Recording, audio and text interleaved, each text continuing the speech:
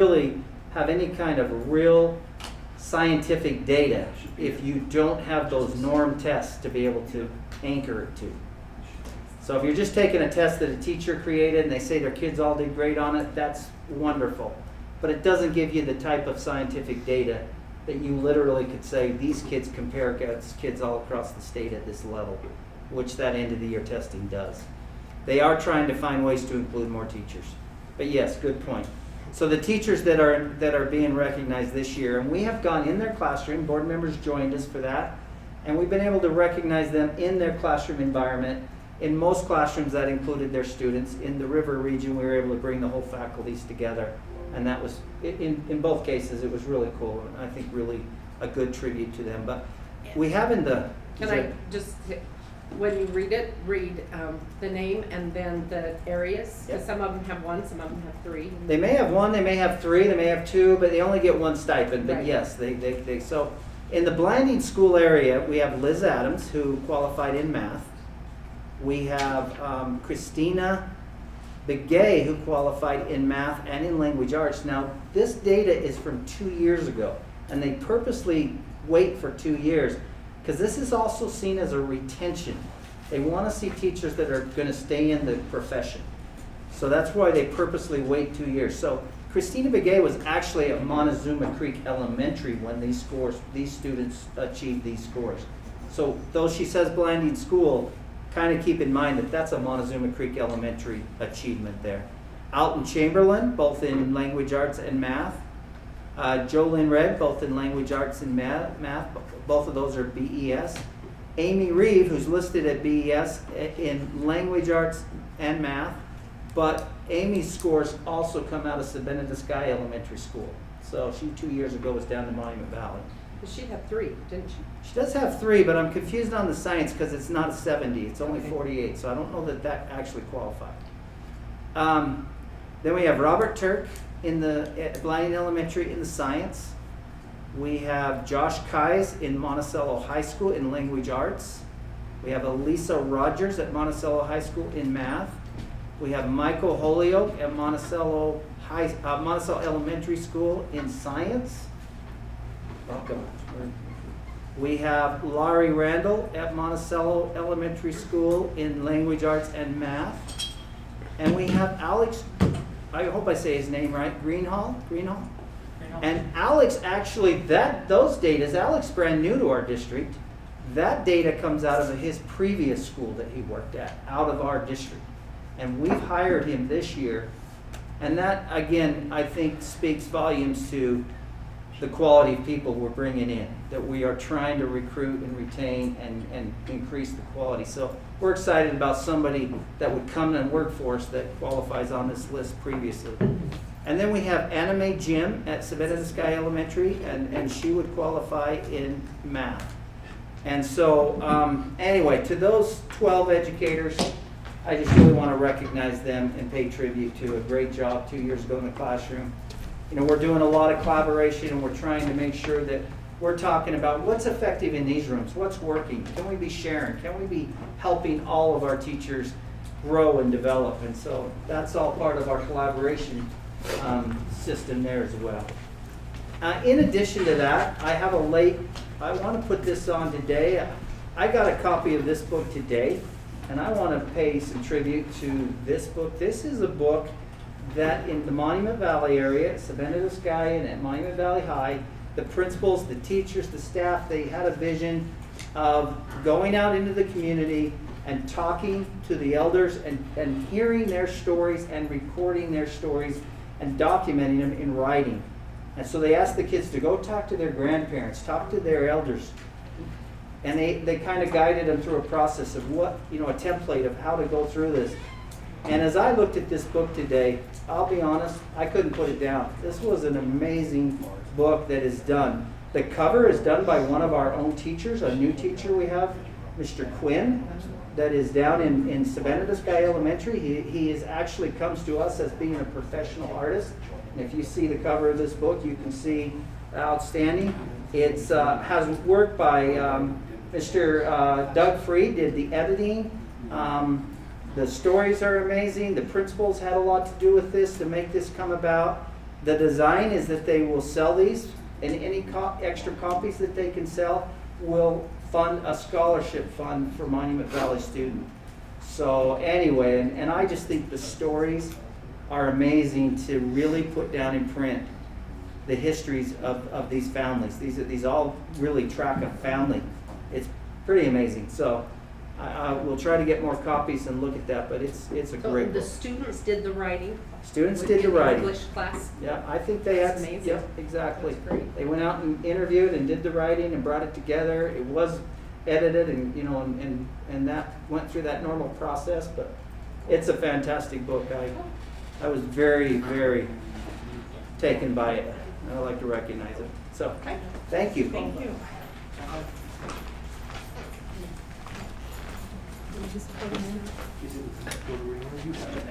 Oh.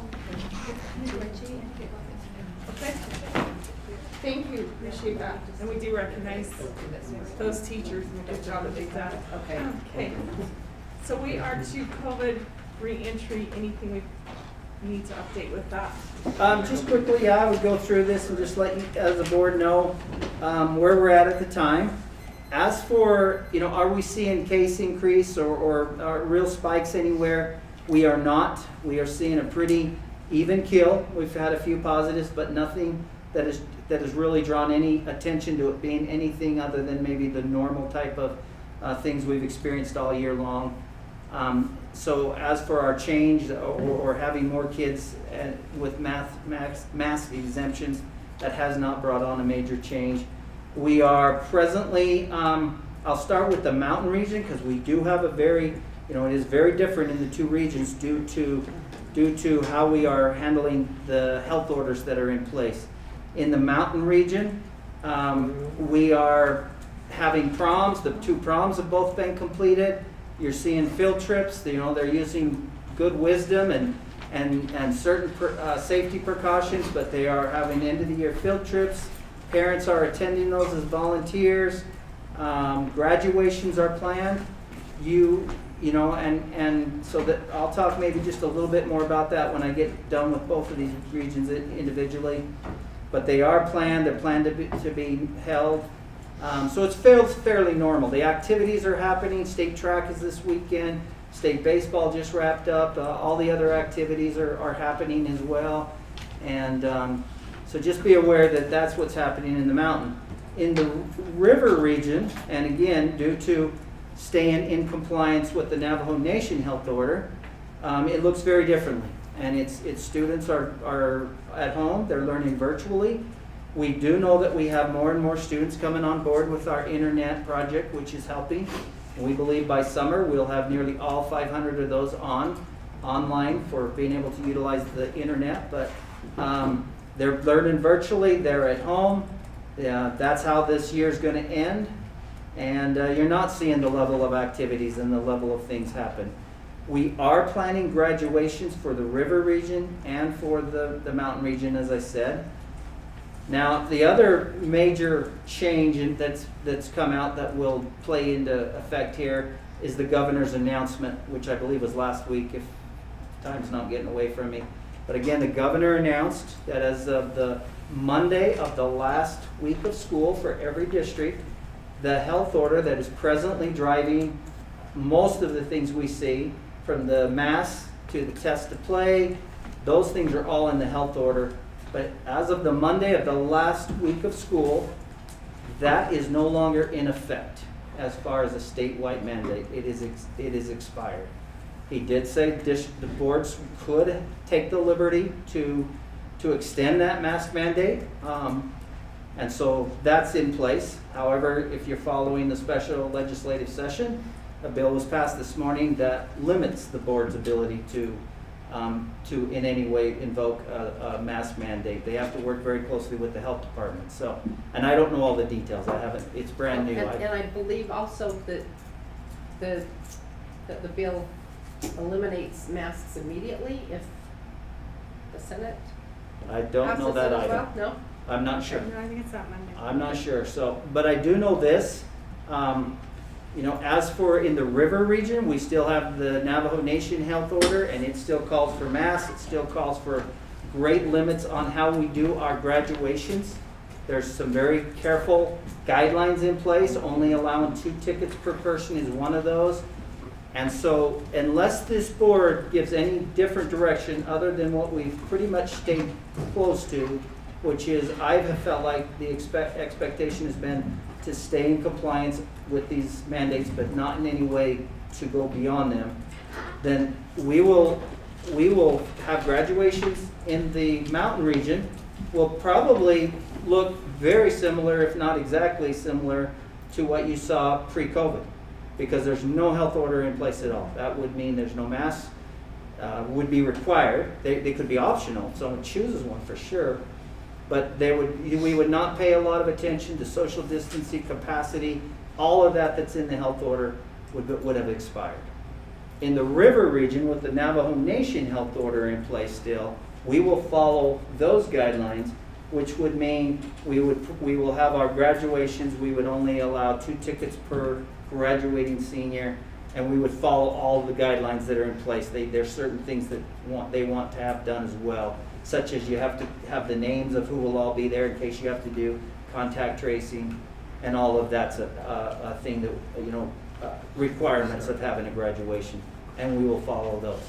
Now, you do have a document on here that kind of gives you some information of what they're looking at for graduations, and I've only included the river region because the mountain region is going to not have any requirements at all. They're going to do a normal graduation, and unless the board gives me different direction. And there is an action item on the bottom of this, potentially, if you so choose to give me different direction. So that's kind of where we're at with COVID and the update. Is there any questions I can answer? Nelson, do you have any questions? No. Okay. Okay, no. All right, thank you. Okay, Mr. Kais. No, it's actually me. And I'll lead out anyway. both of you. Yeah, it'll be both of us. Might even be Jennifer. We're gonna. All We right. got lots of help in here. I'm excited for the budget. Okay. Yeah, very excited to be able to present the budget for our fiscal year 22. And I think this budget is another indicator that this district is financially healthy. It's strong. It lines up with our audit that you received last November that, again said that we are in good financial situation. I think this budget also adheres to good accounting principles that will keep us that way. This budget is being given to you, and with time to go through it. You have not seen this. This is very fresh and new, and it has to by law be approved before June 30th. So on our June 9th, we'll have a public hearing, and at that time we would hope to formally approve this budget. If you have questions in the meantime, I hope you'll write them down. In fact, I hope you'll even maybe send them to me. Give me a little bit of an opportunity before June 9th to look into any questions so as you go through this. I would like to recognize and pay tribute to the business office. They have picked up a tremendous amount of work. We're kind of in between BAs right now. We are in between BAs, and that has meant that it's looked very differently in constructing this actual budget book this year than in the past. And I've seen people really step up and pick that up, and that's Jennifer and the business office, all of the help that you've received from individuals in your office. Mr. Kais has been highly involved with this. And I will acknowledge that we have sat down and had the opportunity by asking if he'd be willing to help us. We've had the opportunity to sit down with Clayton Holt and just go over this, just to have confidence that the things we were saying were online and accurate, and that's been a big help to us to be able to feel very confident about what we're presenting to you today. If I could, I'd like to just go through a few pages and draw your attention to a few things to make sure when you take this and you work through it, you clearly understand some of the things that are important. On page 5, that paragraph that starts with the district certified tax rate, I think it's maybe the second paragraph. I want to make sure everyone is aware that the district certified tax rate and final assessed valuations for the fiscal year 22 have not been received from the San Juan County. I've heard that before in past years, so I don't think that's terribly abnormal. It's the standard. It's the standard pretty much, but I want you to know that all the estimates and indications are that centrally assessed valuation will decrease. The proposed budget in this budget has things at the certified rate level. That's the level these are set at. So And is that this- going to be a tax increase? No, well, the certified rate. Certified so- rate, But means that's the where tax- this is set. that Yeah. the tax may go up or down, so we Yep. haven't had a chance to really look at You, this. So- you'll definitely want to look into that, and as we see what that comes in at. But the certified rate is a guaranteed rate, so it is at least the one safe rate we can use to know that if we want to be there, at least we know that's a safe Well, place. when valuation goes down, then that means a tax increase for everybody if we go with the certified rate. Yeah, and also That the will state change. will put more towards it, they'll add more in, so to make sure we bring in the same level. So, No, on the one levy. yeah, so on the one level. So Is that anyway, right? and these factors are what's weighing in here, you can see those factors. If you'll go over to page now 8, just want you to be aware that, we go off of average daily membership, student average daily membership is where our funding comes from. And it's important to track that to see if you have any very extreme swings one way or the other. And you can see there historically, for the most part, we are staying very solid. In fact, if you look at page 9, we are actually showing an increase in average daily membership. This is partially because with our river region being virtually since last March, the attendance is a little different. If students are logging on, if they're participating, if they're responding to emails, any of those factors result in it being marked present because you don't have physical bodies in a room. So it may be a little more liberal in how we're tracking that, and it may be reflected there, but that's where we're at times. So you can have confidence that it doesn't look like we have any wild swings that are going to lead to some financial problems in the future. And then I'd probably go to page 25. If we could jump to page 25.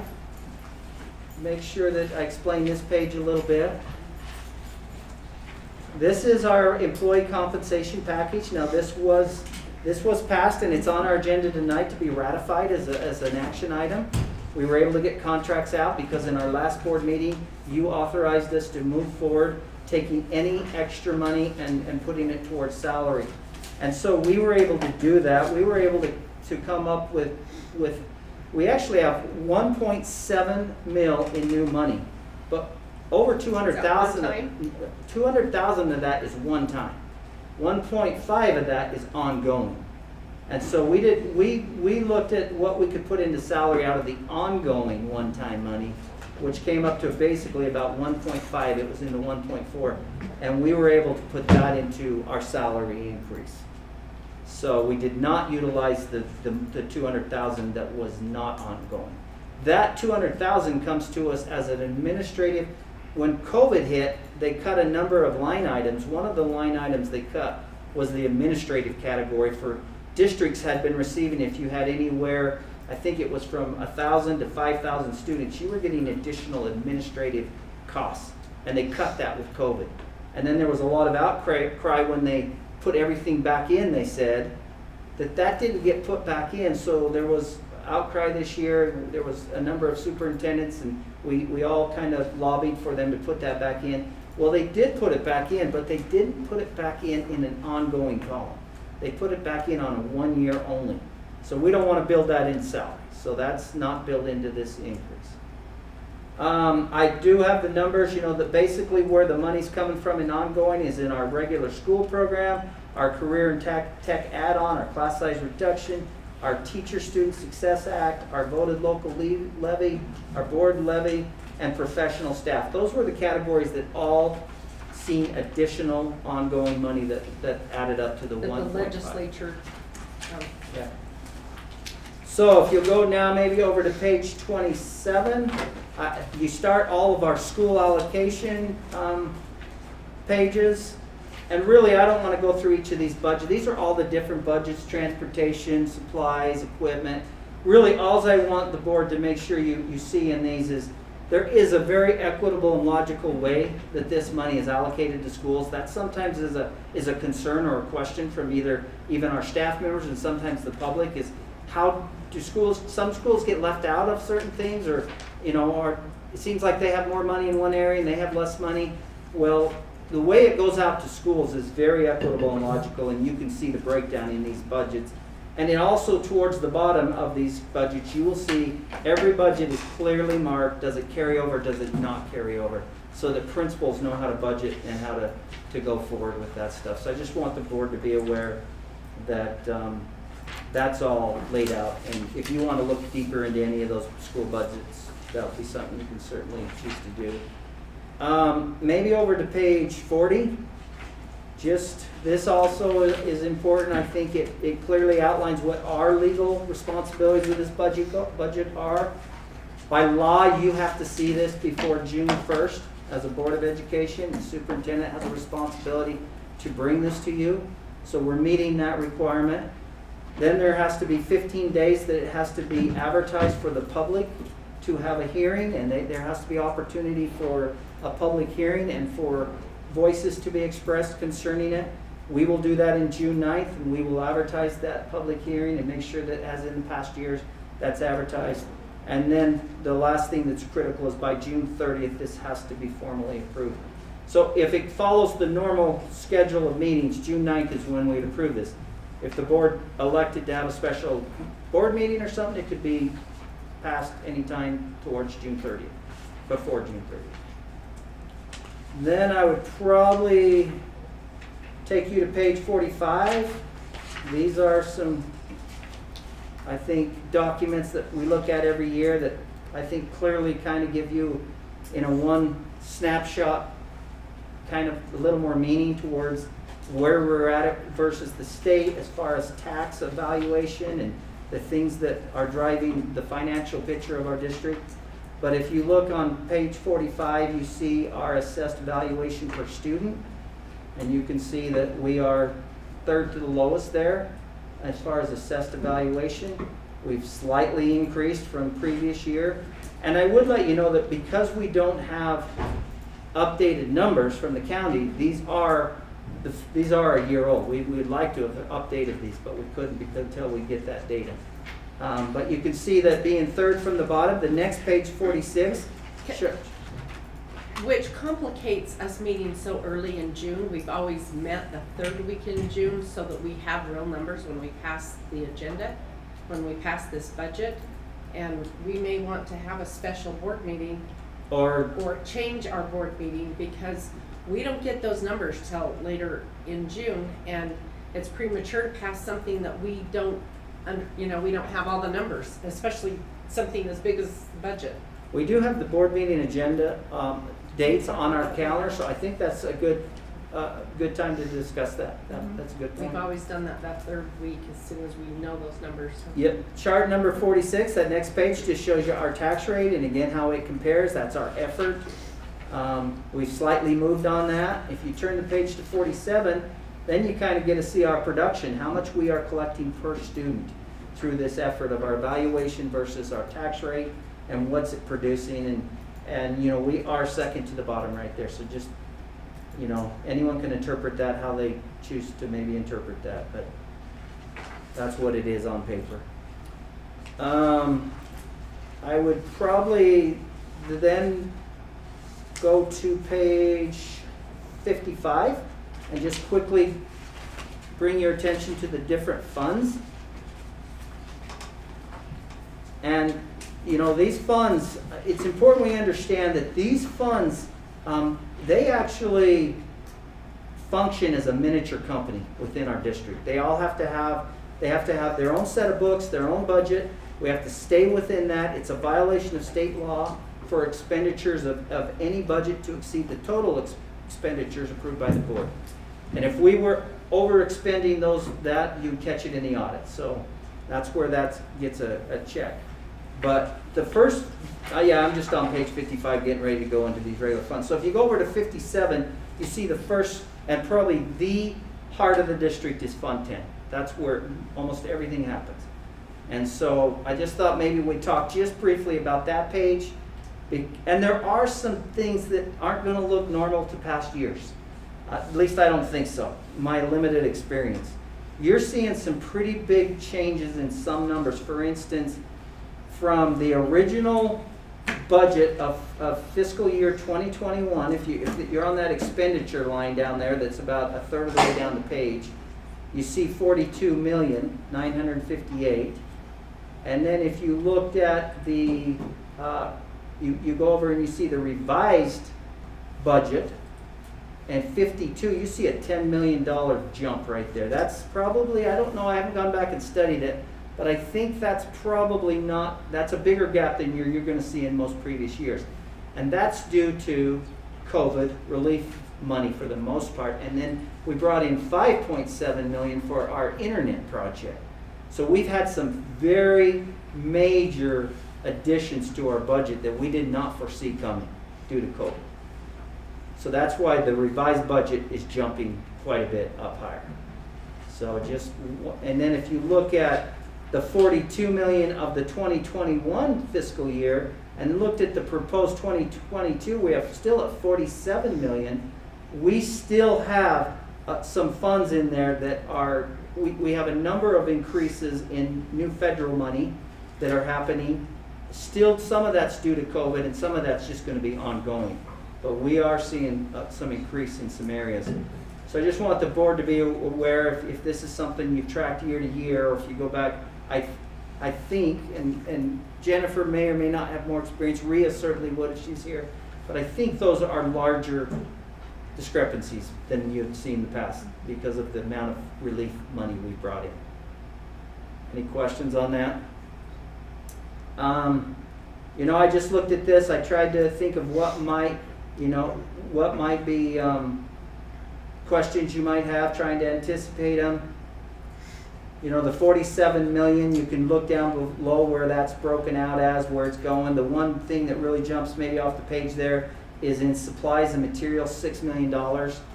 That could be questioned as a lot of pencils, but keep in mind that anything that has a 6 in front of it is supplies. So anything in our that could include fuel, that could include pencils, paper, help me with this, Jennifer, what else would it include? Utilities, I mean, it's just broad. So keep in mind supplies. Anything with an object code that Okay. starts with 6. Yeah, so it's very big. The next page, 58, I just draw your attention to, these are your local funds. This has not been yet, you know, again, we're going off that certified rate, which we'll want to look at. But do keep in mind that if this rate drops, there's matching funds that also will be associated with these. It's not just a single, this is attached to other income as well. So it's very complicated in how that all comes together. So talk more about that. I only have a few more minutes, but let me see. The other funds, then we just go through the other funds. The other funds are all, in my opinion, strong and healthy. The housing one, I want to make sure as you go through housing, you know that $300,000 is set aside every year to offset depreciation of our housing. So when you see $3,000 that is transferred to housing, that's why. Capital, I want to make sure the board is aware that we've just finished 2 major projects. We finished Bluff Elementary, we finished Montezuma Creek Gym, and we do have 2 much smaller projects going. They're far smaller. We have ARL that's adding on a counseling center, but it's just going to, yeah. And then we have Monticello High School that has an HVAC catastrophe on their hands. We have to address that. Literally the boiler ended, it died. And so the money to replace it is easier than the money to fix it. And there's a lot involved in that. So those are the 2 projects we're going to be looking at there. But the capital fund, again, is strong. There'll be a need for a lot of talk down the future. We have a new business administrator, Mr. Tyrell. We'll talk a lot about the capital fund and our needs ongoing and how do we meet those needs. And the board will be directing all of that of how we go forward. So I think there'll be a need for some strategic time set aside to talk about future capital. And then the only other fund that I really would draw your attention to is our Heritage Language Resource Center, which again plays a huge role in our culture and our heritage program. And the budget there has always been a little bit tricky. The more that we're able to get out and sell our materials, the more healthy that budget is. This department has never been a moneymaker, wasn't designed to be, but we do like to see it try to be self-sustaining.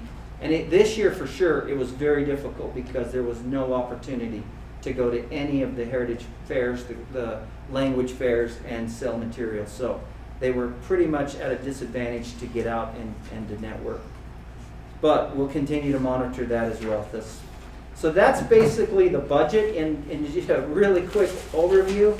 Again, I would ask you, that you have time now to get deeper into it. And if you have questions, I'd love for you to just send them my way with CC to Jennifer or Matt, and we'll get you answers. But we'll come prepared for June, whatever date we set, however we set that board meeting date, and we'll have a hearing and be prepared to try to provide any additional information that you need. Okay, we have 1 minute, 1.5 minutes. Okay, so just to clarify, when and if we set the rate at the certified rate and evaluation has gone down, that will be a tax increase for We'll decide that when we vote on the budget. but if the budget's set, what I know, because there's always confusion about what is the certified rate, how does that work? And so the certified rate guarantees that we will bring in the same amount of money. So if valuation goes up, that's a tax decrease for people in the county. And were these last year's number, or is this actually a projection? We're using a projection of last year's, or numbers that will provide the certified rate numbers. So yes, the certified last year's numbers. We're projecting, we stayed at a level where we will bring in the same income that we had, because That's a certified rate. Yes. But so and the board usually there's a projection used and not last year's numbers, and I haven't compared this, so is it last year's or is it a projection? Do you want to I think answer? we did that. Do you have an answer to that question? I'm not sure I'm following it. It's a projection, but it's pretty close to last year's. Okay. But if the rate, In the county valuation sections goes with down. The county, and that's what they recommended.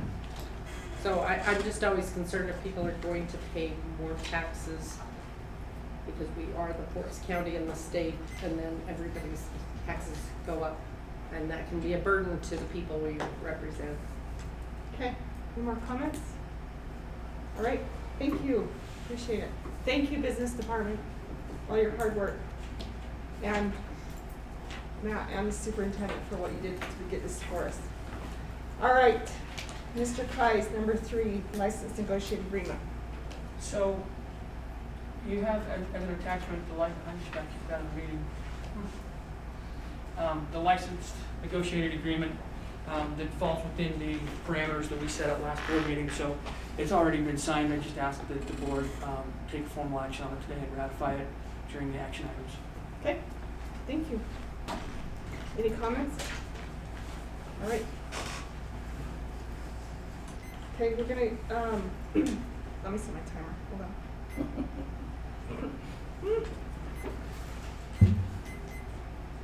Okay, we're gonna talk about, well, you're gonna summarize basically the 8A, B-Day Yeah. schedule. Yeah. Go ahead. Go I'm ahead. just going to give you an update of the AB Day update, and there is an opportunity for direction from the board. But where things stand right now, again, we talked about this in our last board meeting. Since our last board meeting, I've been able to have a public meeting. I've been able to meet with schools, get out in schools, have lots of input, talk to teachers across the entire district, principals across the entire district. And where we stand right now, if I were to tell you where I believe we stand right now, I think the support for an AB Day is very, very high in our staff. I'm not going to necessarily imply that's with parents or beyond our staff. But our staff, I'm not getting any real substantial concern with. In fact, I'm getting tons of, we like the idea. We've started to really get inside of it. It's exciting. We think this is going to be great. Where there's still a lot of concern and a lot of discussion within our staff, and I know this does carry over to the community, is in where those bells ring, when they ring, how early they ring. And that has definitely been a topic that we've gone around the schools, we've talked. We are preparing a survey that we want to send out to parents. It'll be a survey that'll probably ask them to prioritize. You know, we're finding as we've gotten into these discussions that there's certain things that are a priority.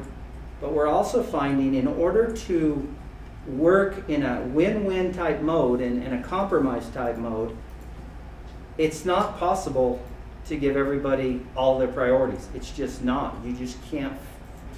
There's just too many people with priorities all over the place to give everybody their priority if we're going to stay connected and unified in the things that we valued in the past.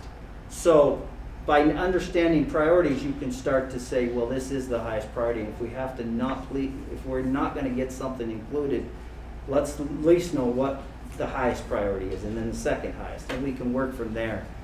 So that's probably how a survey would probably work, is to really try to look at those things. Welcome. So anyways, we're looking at a survey for both our staff and our communities. We'd like to send that out in the next week. I would like to bring, if I follow the course that I have laid out by June something, early in June to mid-June, I would like to bring this to a final decision. I think that's where this has to go. I think that provides ample time. I think we'll have gathered information. I think we'll have allowed for voices to be heard with what we've already done and what we will continue to do. And so I think that's important. Now I want to bring your attention to some documents that are on here and make sure you understand what's happening here. The first one says Mountain Region proposed AB schedules.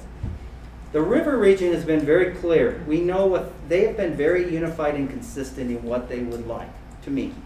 They want a later start. They actually would like it as late as 9, but if they have to compromise back, they just like it as late as possible towards 9. They're very clear on that. It's been very unified. It's consistent. So that's not what we're trying to work through here. The Mountain Region has been a little less clear, and we're trying to clarify exactly where the staffs are, the teachers. Now we know there's some variables that we're going to have to adhere to, such as being sensitive to working parents, and all of that is very critical that we don't lose sight of that. But literally, the professionals in the classroom that are working with these kids, we're still trying to see what their recommendation is. And it's a little bit all over the place. So this is presenting to them the two choices that have gotten the most momentum that I believe could have worked. There's actually a third one, but I find it not doable, so I left it off. But these are the two that could very easily work. And I'm trying to point out the pros and the cons, and I'm asking for them at the school level to have a discussion. So this would be Monticello High School, San Juan High, and ARL, and to come back with me with where they are at, so that I at least get a feel.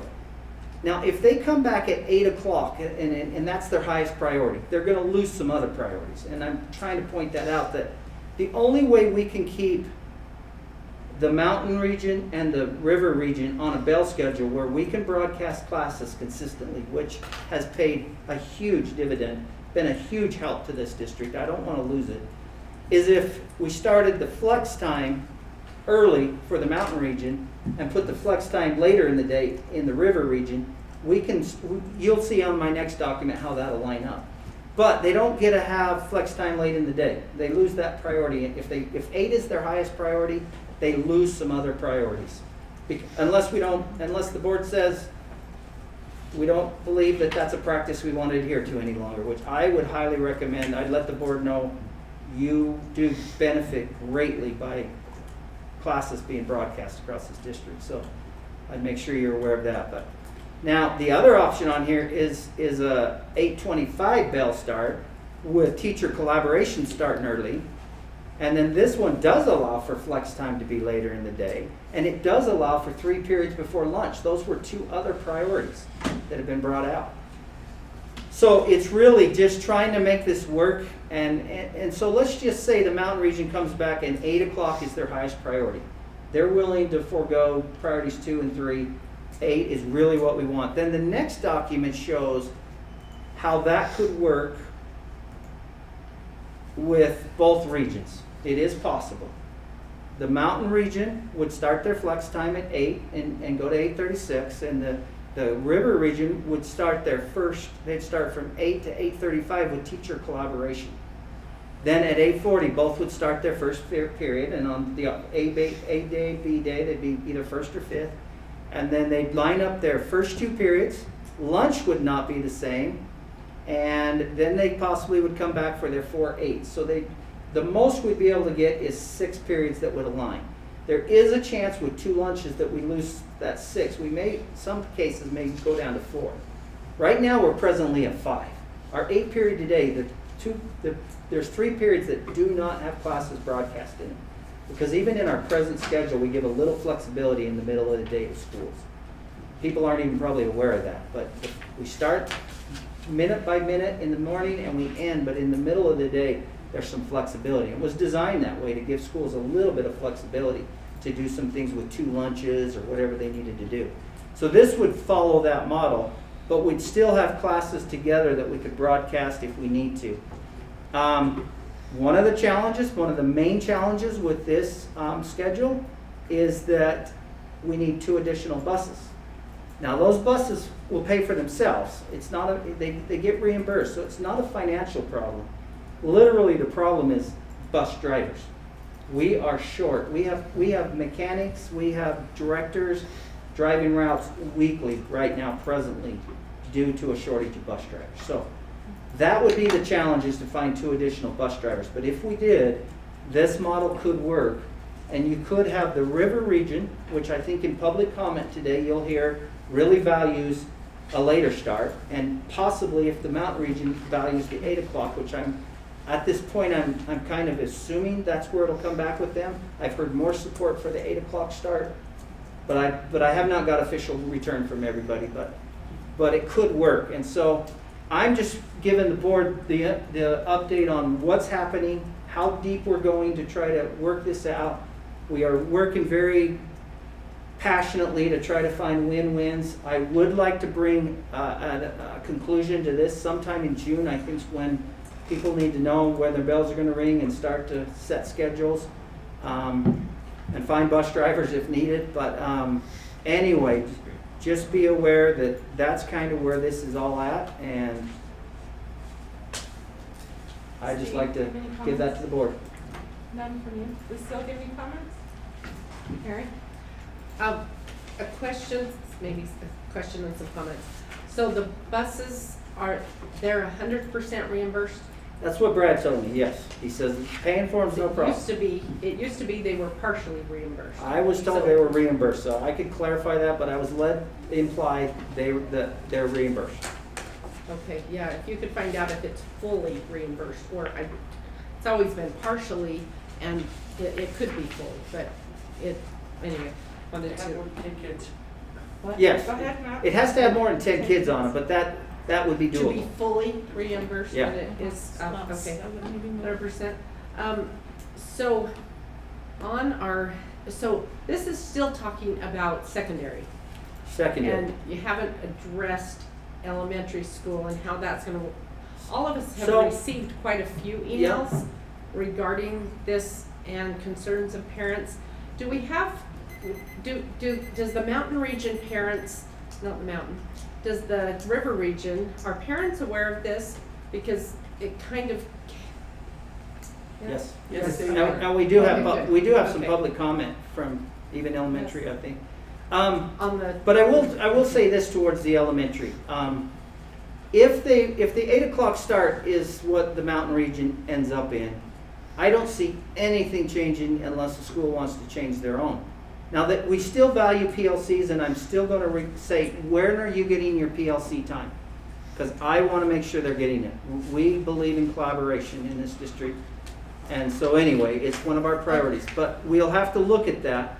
But I would not say any elementary school in the mountain region would have to change their starting time. They could Okay. just stay normal. Or Well, what they're to clarify presently doing. then, we're talking about the board setting real specific parameters for secondary, but elementary, each principal can just do what they want? That we don't control that in any way? Well, I mean, that's it the- seems like it should be a master plan that would work. For the last 30 years, the elementary schools have been able to adjust their schedule and have frequently. I've seen some schools jump 2 or 3 times in the last 10 years on exactly where their bell rings. And that's just how it's been. But the secondary schools haven't had that because they are attached to each other so they can broadcast classes. We don't broadcast any elementary classes. We have elementary parents, asking for, continuity so that their high school kids aren't going 40 minutes later, so. But it'd be the same. And depending on when, if the high school goes to 8:25, there would definitely be a need to look at that. But again, I think we would just be trying to say, number one, we'd be sensitive to working parents. Everybody knows that by 7:45, we have always had an issue in this district, long before any of this talk, with kids that get dropped off way, way early, and they do. But we don't even have teachers in the building till 7:45. They're not even required to be there. So we've always struggled a little bit, and we've just dealt with it. But we've never encouraged kids to be dropped off at 7:20, 7:30. Now, we started serving more breakfast, and depending on when that starts. But, so that would still be in place. But if the secondary schools do elect to all start at 8:25, we'd want to at least look at the elementary time and see if there's a better time. But I don't know that. Well, the parents who are vocal and reaching out are really 8 o'clock parents. They're working parents who are concerned about their children being at school with minimal supervision. I drove by Blanding Elementary a couple of Fridays ago, and at 20 minutes to, I counted roughly 40 kids on both playgrounds.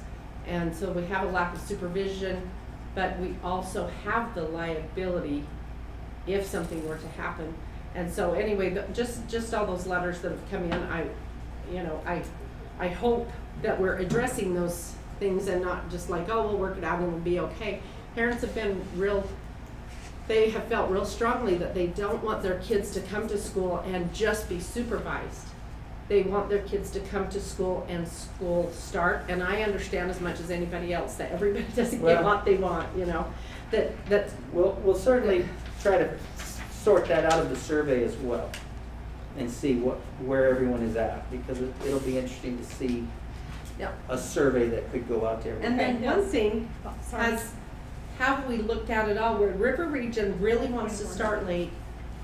Has it been considered and for them to start, for it to be a full hour and 20 minutes later? Do they want to start even later and both River and Mountain start with class and then line those up? Would they, do they want to start at 9:20? At this point, they have not But expressed has that. has that been No. put out there and possibly At this starting point, they've said the latest they even want to later? start is 9. Because you got the other side of it too. If you start at 9, you've relieved some of the pressure on the early morning bus rides. But you also have kids that play football and basketball and have to go home on a late bus and travel a long ways. So you want to kind of stay in that middle zone. If you tip too far, you're just going to get kids home at 9 o'clock, and dinner was a long time ago. Nelson. Back to the 2 buses. Now, are these buses in the river regions? Yes. Would These they- are buses that the reason we'd have to find 2 buses is because we presently have a bus system right now where we have students at Red Mesa in that area, in those areas off towards almost the Arizona line, not past it, but close to it. They have the ability right now to get on a bus, and then they hop to another bus that takes them to Bluff, and then from Bluff they come up to San Juan High and ARL. And they utilize our present bus system. We're not running any extra bus, they're just utilizing what's in place to go to a different place. They could, rather than get off that bus, they could ride that bus right back to Whitehorse. It's not necessarily that much closer. It's interesting, but once you're at a certain point, Blanding and Montezuma Creek are fairly close in mileage. So, but if we change where the buses run, they no longer can do that. They will not be able to jump from one bus to the other because the river region buses would be running a good half hour or more later. And the mountain buses, to get them up here, would have to leave pretty early. So those two buses would be for the Montezuma Creek schools. They would be for the Blanding schools that bring kids from the river region to the mountain region presently. Okay. And in the past, anytime we've talked about those students not having the ability to come to these schools, it's gotten a lot of attention. Okay. Now, I did ask those questions that Mary is asking about parents being aware of it. They are aware of it. And there's that discussion on working parents getting if they have to commute into Cayenta or into Red Mesa for schools. I think if we stay, I don't like this idea of division. It gets to us and it tends to separates us further apart, and then we have these schedule issues that we run into.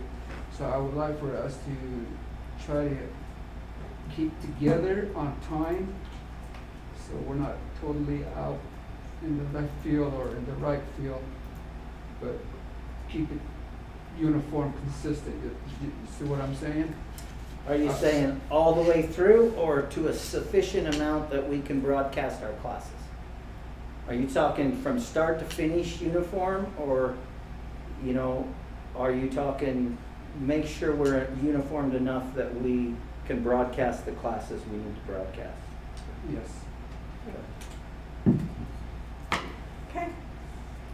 All right, so we'll have that on the agenda, and you'll have those surveys complete by June. Yeah, we're gonna try to run those out fairly quickly and see where we're at. Like I said, I'd like to bring closure to this in June sometime. Okay. So we've got, is Amanda on? Is she gonna do virtual, or what is she doing? I'm not sure, somebody's on, who's on the phone with us? It's Julie, RT, I'm here, and Oh. and Amanda is on her way. She had a field trip today, and she had an issue after the field trip, so she is on her way. Okay. Okay. But she's coming to be there in person. Okay. So I wonder if we should do the. First. Okay. All right. So number 5, we'll turn the time back to you.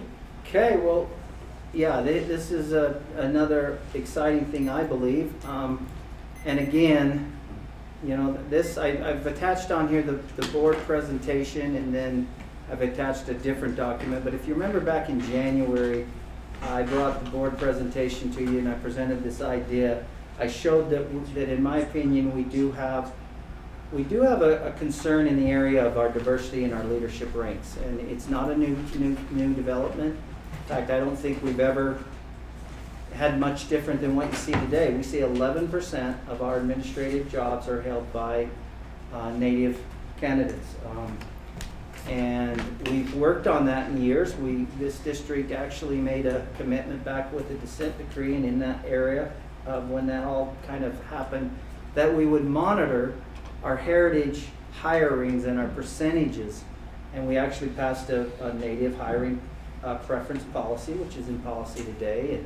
And we've actually seen the percentage of our Native teachers rise. It's up to about 35-36% today, which is higher than it was back then.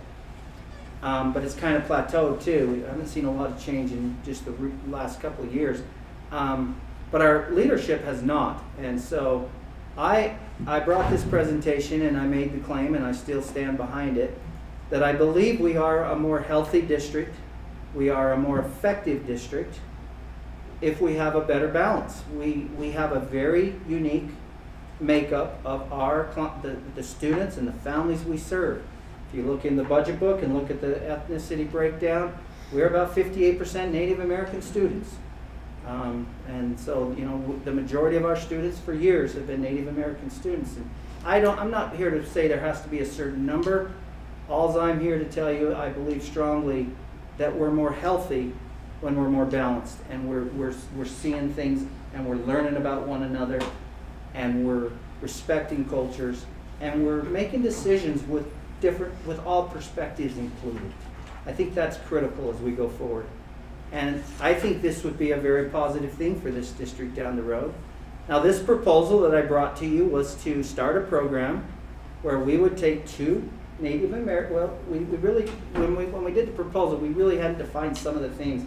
I'll try to give you more information on that when I look at the next document.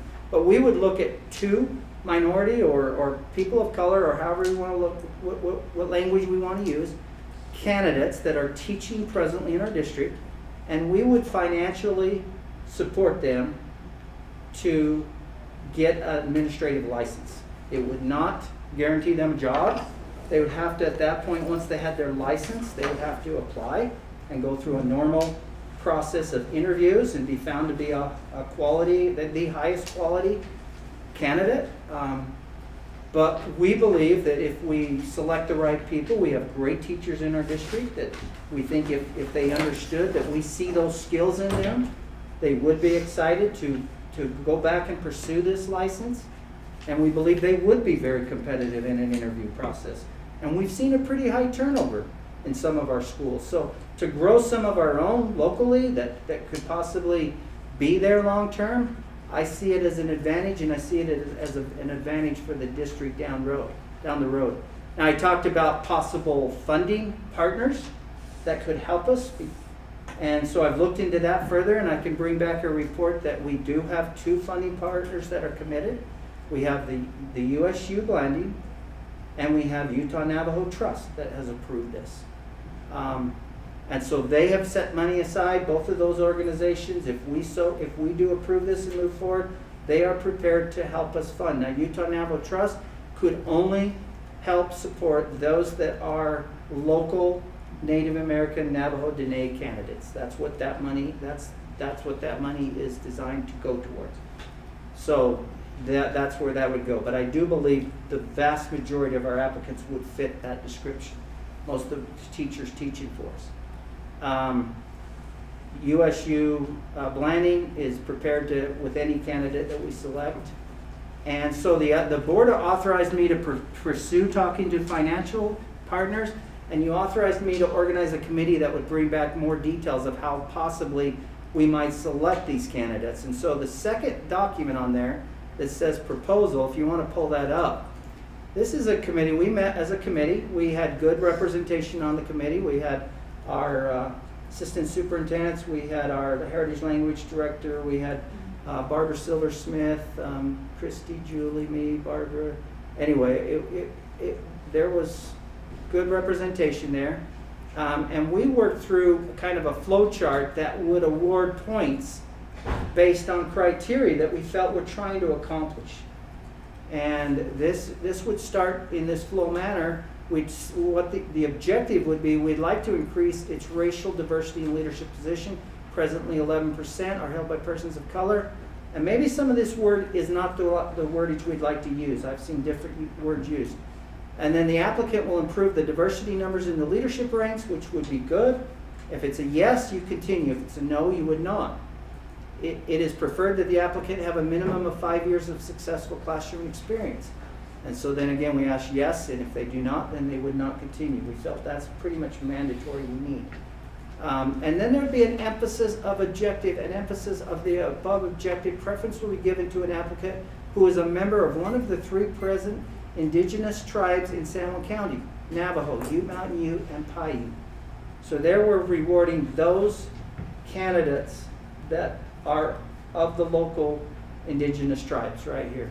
Then we would give preference to who can speak fluent languages of Navajo, Ute Mountain Ute, or Paiute. And again, that's something that we've even kind of have written into our native hiring preference policy. Then there'd be emphasis will also be given to an applicant who has lived in San Juan County the majority of his or her life and affiliated with a San Juan County chapter house, one of the 8. So those that are growing up here. So we're trying to make sure that those candidates that are growing up here, that are fluent and aware of our cultures, definitely have an advantage through this process of being selected. And then, but we also want to make sure they're strong, they're quality. We don't want somebody to start this program and then find out maybe they're not even interested in being a principal, or maybe we don't even believe they have the skill set, yet we've got them in the program. So here we would give preference points to an applicant who is strongly recommended by his or her building principal and also strongly recommended by the school supervisor. So there'd be a check of trying to ensure we get the right people in the program that we believe are going to be competitive. And then letters of recommendation would also be there. So that's kind of where we have, and through that point system, we'd be able to rank applicants and select 2 candidates a year, we believe, that would be successful and would start this program. Now, I've looked further into the college because there was some questions about, well, do Native American students at the college, any college, but maybe more specifically this college, do they have their tuition and everything paid for? So is this money even necessary? And I have found out that there are multiple funds that Native American students multiple grants and scholarship opportunities that they can apply for. And many of them are able to secure 100% of their needs through applying to those. But not all of them. Not all of them. So I think it would be in our best interest if we move forward to definitely write in, they should explore all funding sources first in lieu of scholarships or grants or anything that's possible. And then we would come back and fill in behind that with our funding partners and the money that we would put to this. Now, in my presentation, you saw the estimate of cost. That was at the very high end, but that's kind of where it was at. So Okay. I believe I am recommending the board approve to move forward with this, that allows us to select 2 candidates and move forward. But I'm certainly will follow the direction of the board in this area. Any questions? Steve, do you have any questions? I like what you say about growing our own. I like diversity. You know, we're looking at 3 or 11%. You know, I like the idea of getting more of a balance there. I guess, can you clarify that this, it's not offering them a job to do this, it's not offering them a position, it's allowing them to interview and apply, and then do we have a policy of choosing the best candidates then? Yes, how this would play out.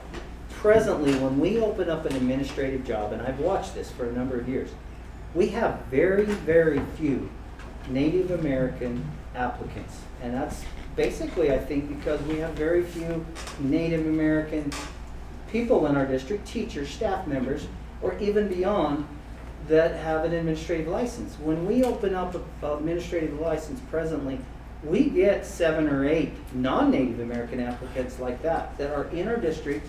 They have secured their license and they are ready to apply for those positions. So, and that's wonderful. And I certainly want to commend those individuals. And if it weren't for the fact that I believe we will be a more healthy district if we had a better balance, that would be where we'd go for the next 100 years, in my opinion, and we'd be just fine.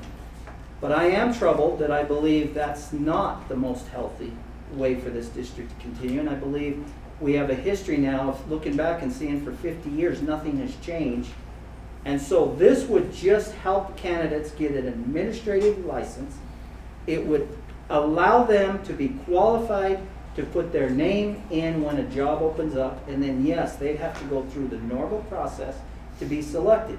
But you are correct, we do have a Native American hiring preference policy in place, and basically how that has worked and been interpreted, because there is a little vagueness to it, but how it has been is if we have a committee that we try to put together that's fair and neutral and unbiased as possible, and they come up with 2 candidates that are deemed neck and neck or very close in qualifications and in skill set and ability to be successful, which is what they are trying to determine.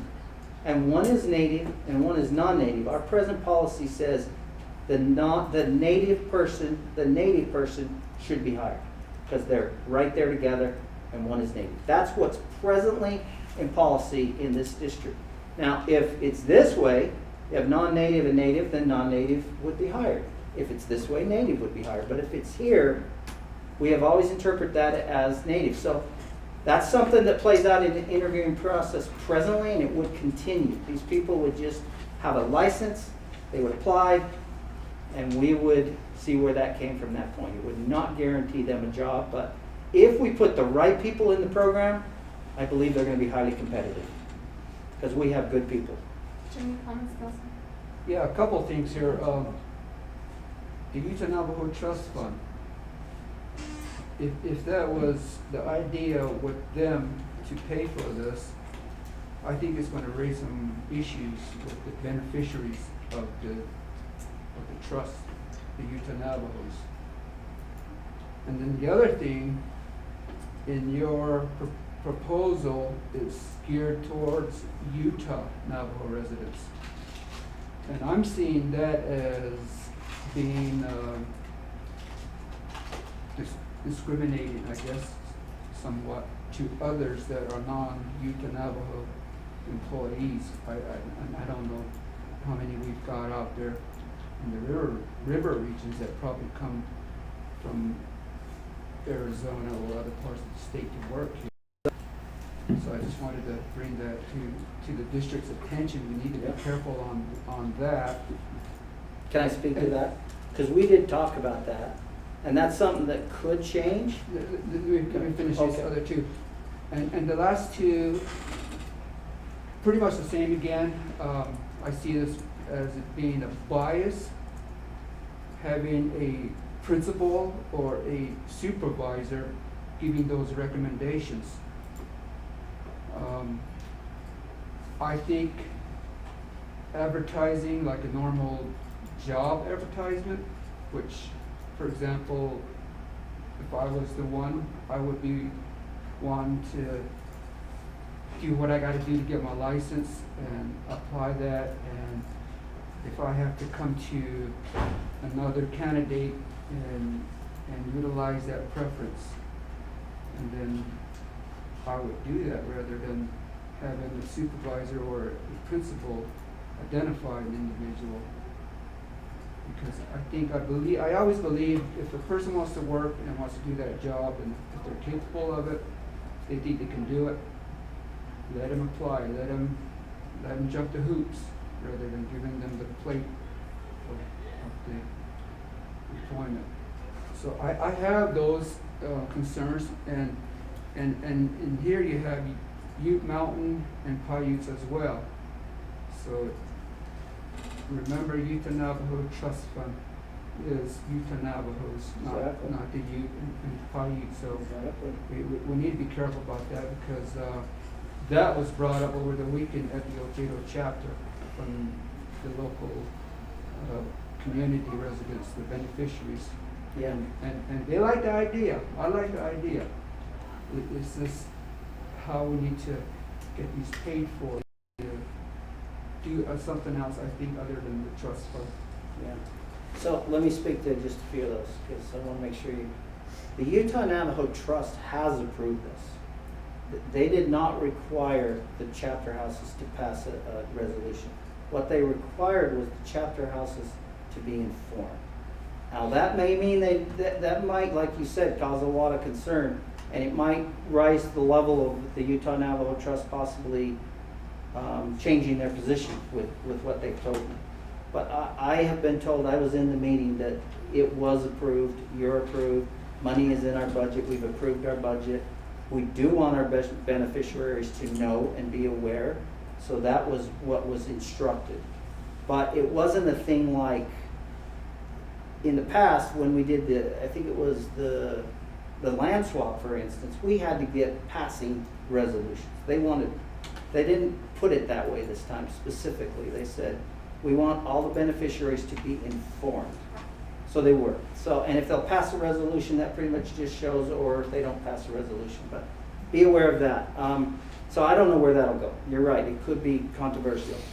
As for the details on, what was the other one?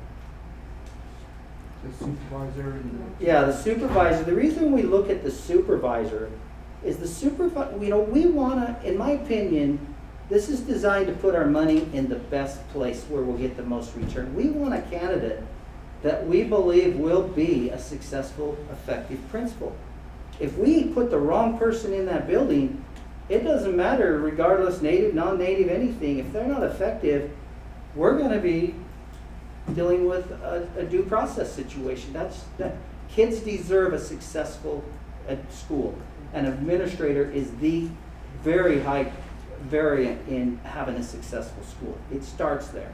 So it's critical that we find effective people. And so the best person that I think has a real good hand for, is this someone that will be successful? Is the building the principal that is in those classrooms and really watching and looking for those skill sets? They also know the skill sets that are important because they're sitting in that chair right now. Many of our principals today will go into administration after a principal comes up and comes to them and says, have you ever thought about being a principal? I see the skills. So that encouragement has helped many go that way. But anyway, so that's why we're looking at a principal, is because we think they're the best. Now, that does not mean that any other teacher in the building couldn't go get their own license through their own means. They could, and they can apply, and we'd welcome that. And maybe we've missed somebody. Maybe there's 2 a year, there still might be many quality ones that see, oh, I want to do that, and yet they didn't get selected. We're not saying they're not quality. We're saying we'd only have 2 slots a year. That's all we'd be opening up. So maybe others would see the road that they can travel and do it on their own and apply and be tremendously successful. It wouldn't eliminate that pathway of just doing it on your own. But be aware, that's why on that. And then I think the last one was... They're pretty much the same, Okay. teacher, supervisory. So anyway, that's kind of what we're thinking there. But it could be dropped too. I mean, this whole thing could be revised. Lisa? So I'm thinking that the funding we're getting, we're being, I guess, it's requiring like native preference. That's the other thing. The reason we did have the San Juan County Navajo that you said was kind of discriminatory was because Utah Navajo Trust can only be used in that group. So we did have a preference built in to grow our own that grow up right here. So we could remove that as well, but be aware that we are aware that if they are Ute Mountain Ute, Paiute, or even non-Utah native Dene, Utah Navajo Trust cannot participate with those candidates. But they passed a resolution saying they could support Ute or Paiute, right? Not financially. They were very clear right up from the very beginning that they could not financially contribute to that. Did you have a comment, Mary? Yes, let's see. There's several things. So one of the things is we tax the public to provide K through 12 education. That's what we do. And so what we need to see in state statute, for starters, is that this is not prohibited in state statute by then taking tax dollars that we've collected to provide K through 12 education and actually giving it to adults for scholarships. And even further, giving it to adults who we're going to pay for and they're not guaranteed a job here in San Juan School District. So we're just turning our K through 12 taxing mechanism into something that I'm not positive is even allowed by state statute. Can So- I respond to that before you move on? Sure. Or I'll forget it because I forget the question. If that's true, we provide financial support in multiple areas for our adult teachers. We pay for reading endorsements, ESL Well, we need to endorsements. see if we're doing that legally. Yeah, well, I'm pretty sure we That's- are. And I don't want an and we argument used to- about it. we- I want to make sure Okay. that if we've But- been doing that's something Yeah. legal for us to do, Okay. regardless if something has been done in the past. I'm We s- need to, Districts do it across the state, I'm sure. but then they're continuing to work for us. Yeah, and we would And there have to, should be, there would be a way they would. almost should be guaranteed a job if we're paying for their education.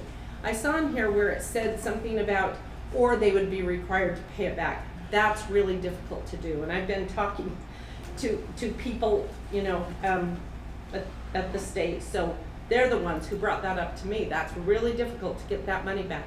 But when we're levying tax, we have you know, we took an oath to uphold the Constitution, and when we are taxing people for a specific reason, and just because it sounds like a good idea, we get doing nice things for people out of the box that may not be within our authority to do. So there's something that needs to be answered there.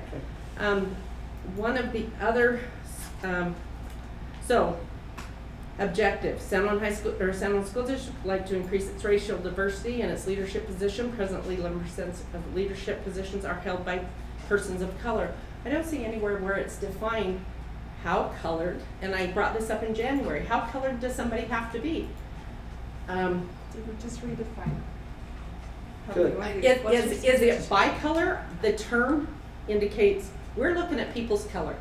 That's what the term indicates.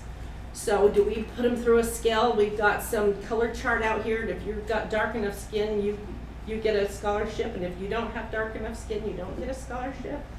I don't see anything clear enough to deal with that. You have to be full-blooded Navajo or Ute or Paiute. You have to be half. You have to be a quarter. You have to have a CIB, I would say. This doesn't say. It's not clear at all, and so that I find that, you know, this may already be discriminatory because we're not looking generally at people who might be good candidates in our district. We're looking for a certain skin color, and I find that discriminatory. Let's see.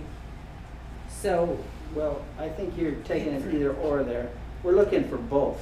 Good candidates and people of color. I just talked about how we have a process to find good candidates, so. So if we, so we have right now in our county, we have, and you mentioned this, that you talked to the college, but just this past year, we have 376,000, last year, I didn't do the math, but we have scholarships that have been set up in San Juan County for San Juan County residents that have been in place for 30 years now. There is 4 categories in an endowment fund, and one of them is just for Utes, and that scholarship money never gets completely used. So that would solve the problem of Utah Navajo Trust Fund not being able to help fund or completely fund a scholarship, because the Ute scholarship money is never fully used. And last year, they had $115,379 available for scholarships to Ute people. The Navajo had $71,000 available, this was last year, available to San Juan County residents who are Navajo. The Native American, so you can be either, they had $4,000 available for scholarships to anybody who's Native American, so that includes the Ute and the Navajo. Also, the Cow Black has scholarships, it's much less, but $57,000 just recently for anybody of any color. You can be Caucasian, you can be Asian, you can be Native American. But because those are already in place, I think it only makes sense to not commit tax dollars towards this that we have levied for people to provide education for K through 12. I think that we ought to facilitate, find people who would be good candidates, and then help facilitate them going through this system and finding the funding, helping fund that. I don't want to commit any of our funds to do it because I know there are funds out there that will do it. These have I think it's a 2.5 grade point average that's required. So if we have somebody who's got lower than 2.5, it's likely they're not a good candidate for us.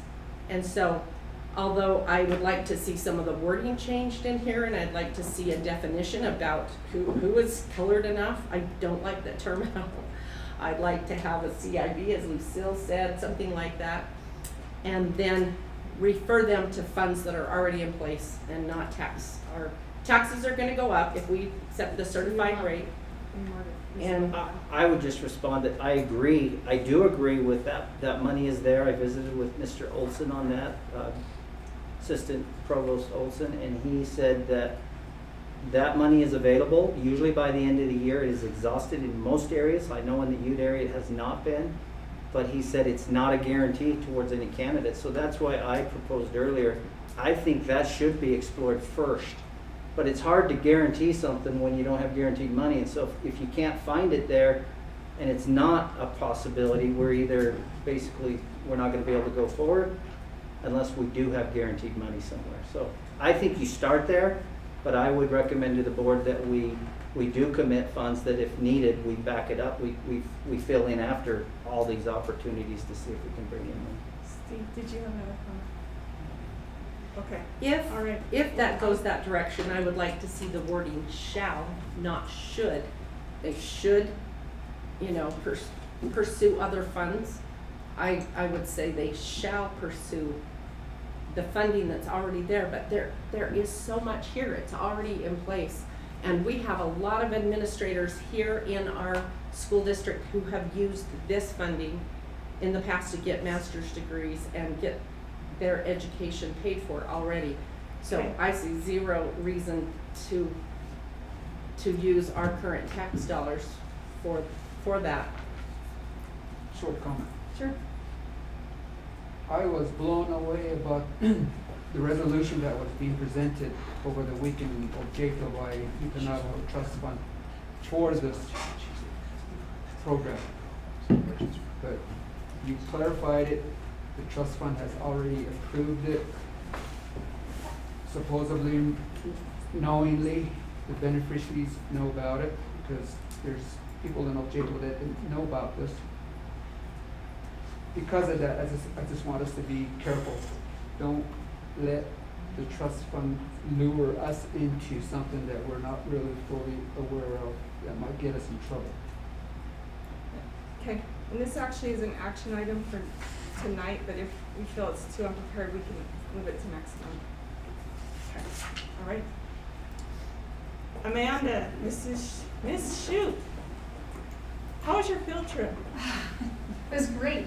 It was great. We had great help from the state ranger out there. We hiked for, I don't know, a mile or two, several miles, I don't know. It was warm. Nice. And I apologize. You're totally fine. We get it. You were on your field trip. Yes. So, but thank you for joining us. All right, Mary, do you want to start? Good question. Yes. What is the biggest challenge at a school as small as yours? I think I wouldn't be any different from any other administrator if I didn't just say time. Time is precious. And there's a lot to do, even with, I teach 3 grade levels simultaneously and do the administrative work on top of that. And there's just, this time of year there's not a lot of time in the day. We're rushing from a field trip to get to the board meeting, right? So the other thing is enrollment is always a little frightening. This time of year we're losing 3 students, which is just a little less than half of our kids. So hoping to enroll more. You're presently losing 3? Yeah, losing 3 second graders, moving those on to Monticello. And it looks to be, we have 1 kindergartner enrolled thus far and 2 parents that have spoken to me, and a possibility of 2 more. So it could be a little bit bigger next year, but enrollment's always a little challenging. We have a grade, our kindergarten currently only has 1 student. And that's actually, it sounds awesome, right? One-on-one all day, but it's tough actually, because there's no one to challenge him. We play a lot of games in kindergarten and he plays against me and he's bored. So he does play with first graders and other things, but that is always a little bit of a challenge, and on the other side of when your enrollment's a little too small. Okay, thank you. Ms. Silva, do you have any questions? Do you feel like you're being supported? No, absolutely. Absolutely. I worked in Tooele County for a number of years. And the distance was about the same, really, from the district office. And man, I call all the time. I was late a little bit. I had to call. Laura answers first ring, and I can get whatever help I need.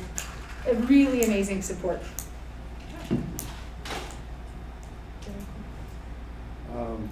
You mentioned that you have group counseling sessions. I We was do. curious about what goes on in a group counseling session with the counselor. So I can't actually know all of that, except that I'm also the mother of one of my children, so I do know some of what he does. So our counselor is Liesl Johnson, and she is able to, she comes in and does a whole class lesson, and we speak beforehand. Something we're struggling with, being kind. That's our motto at our school, is be kind. And she talks a lot about self-care and managing your emotions. And then she is able to meet with students. Usually, actually all of them right now are by parent request, that she meet with them individually, and she goes somewhere else I can't be privy to that information unless it's important for me to know. My own son has some struggles. He is adopted and struggles in some different ways. And so he is able to teleconference with her over Google Meet once a week. And again, we're not allowed in the room really. We have someone who is nearby but not listening, and he wears headphones, so we're not really sure what's exactly happening there. But it's an amazing thing for LaSalle. We've never been offered something like that, and parents are very, very excited. And I'm so happy to offer that as a resource for parents, when they're saying, hey, I'm really struggling with this, and it's kind of not in the educational realm, and I'm happy to be able to say, this is something that we can do. We can have someone talk to them. And so I don't actually know what they do in there. I know that there's a box of fun things that they have that we got from Mr. Olson back here, and they come back. We're just not, from the nature, I'm not allowed to know. So Can I that's just add in there to the board to be aware that with our social workers that we've hired, with our social and emotional learning money and some of those things, this is what you're seeing far more frequently in our schools than 5 years ago, 10 years ago. So just be aware that it's exciting. It really is. And my son, he knows Tuesday mornings is his meeting, and he says, I have a meeting and you can't be there. He lets me know. But she's great, and we are oh so thankful for that. That's been probably the most powerful change we've had this year. Thank you. Nelson, would you? I was going to jump down to your celebrations and commend you. I'm really inspired by the high goals that you have set and that you've met on your readings, your devils, and also I'm impressed with having your students in person all year with great games. I wish the rest of our schools were like that. So you're outstanding. I'm happy to see that. And the last one is the story that you've written there about the one individual, how he's changed and made great improvements too. For a small school, I guess you have those advantages with working with a small group of students and individuals. So you're way out there, and you're doing a good job. Thank you. Thank you.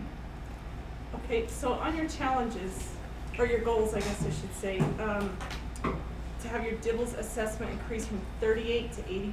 I mean, that's huge. That's a huge jump. So how did you make that work? So 'Cause it's even above that, almost year end, correct? Yeah, so year end, we just did yesterday. Do you have your score set? We have one student who has not been assessed. So my own son, I don't assess him because that's just not good practice. Julie Holt does that, and she will not do that until Monday. Currently, if I did math in my head really quickly, I don't know. I can't think of the percentage. Dividing by 7 is not easy. Give me 10 seconds. We had some really great gains. The young man that I mentioned there in our celebrations, I was excited. He ended the year at blue, which is, above grade level. That was really exciting. We have,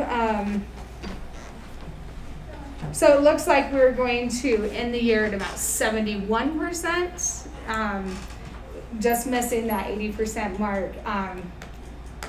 there was just a student that we thought, he's really solid, but started talking to me during the test and chatting about whether it was an L or an I. It killed his time. And that happens, it happens.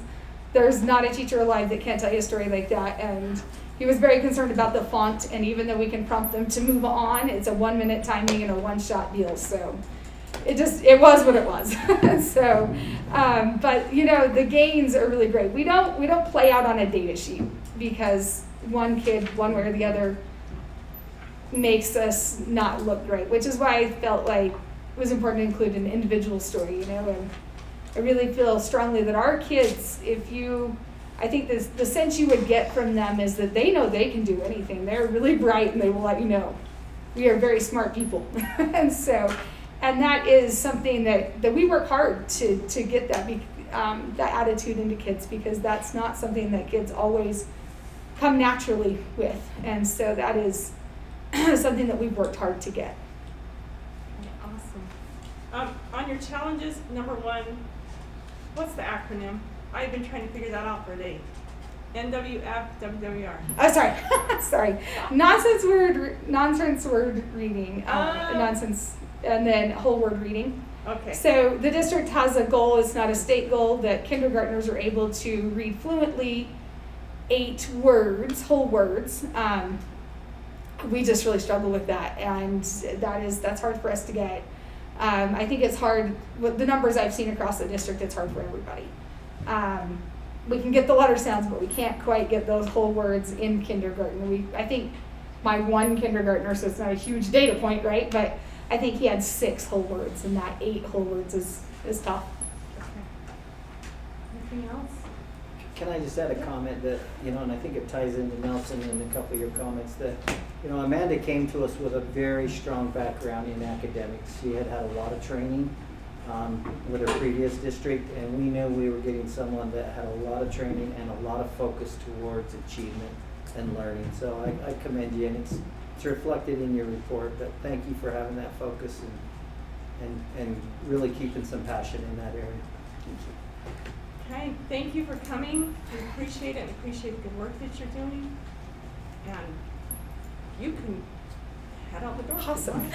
Come out and visit us. Come see us. Yes, actually, the thing I love about that is your library. You have a very nice library out there. Well, thank you. We're actually putting a lot of work into our library. Yeah.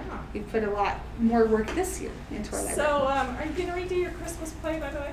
Yes, we'll do it next year. Yeah, she drove all the way out, and It's I had fine. let everybody else know, but I forgot. And so I had COVID, and so there was nobody to back me up, so No, it we was had to totally cancel. fine. I was actually coming home from all Oh, well, so that's it wasn't great. that big of a deal. But I know those are fun things for your students. So. Yeah, we will, the kids will present, they will sing some songs in the, it's just been a tough year for everyone. Sure. We will sing at our awards assembly. Okay. So, and they have several instrumentals as well. Nice. It's nothing like a first grader playing a lap harp, right? Cute. Thank you. Thank you. Appreciate it. Thank you. All right. Julie. Yes, so we just have 2 school lunch list amendments today. These should be our final for the year. One is from Monticello Elementary, the other is from Blanding Elementary. Both of the funds that would be used towards these amendments are coming from salary and benefits that have accrued over the year from paraprofessionals. Sometimes we have to hire subs instead of having the para in place, or at Monticello Elementary we had several months in one of our para positions where we had a substitute there, and then we had several weeks on and off where we weren't able to get someone. So that money has just accrued over the year, and that's the funding that's going to be put towards these amendments to keep us under that 10%.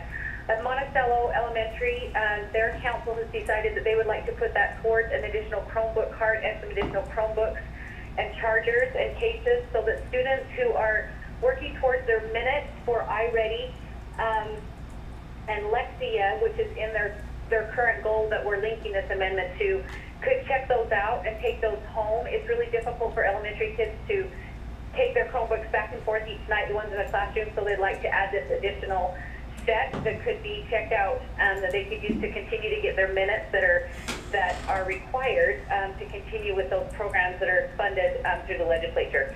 So that's for Monticello Elementary. And then the Blanding Elementary amendment similarly is coming from salaries and benefits funding.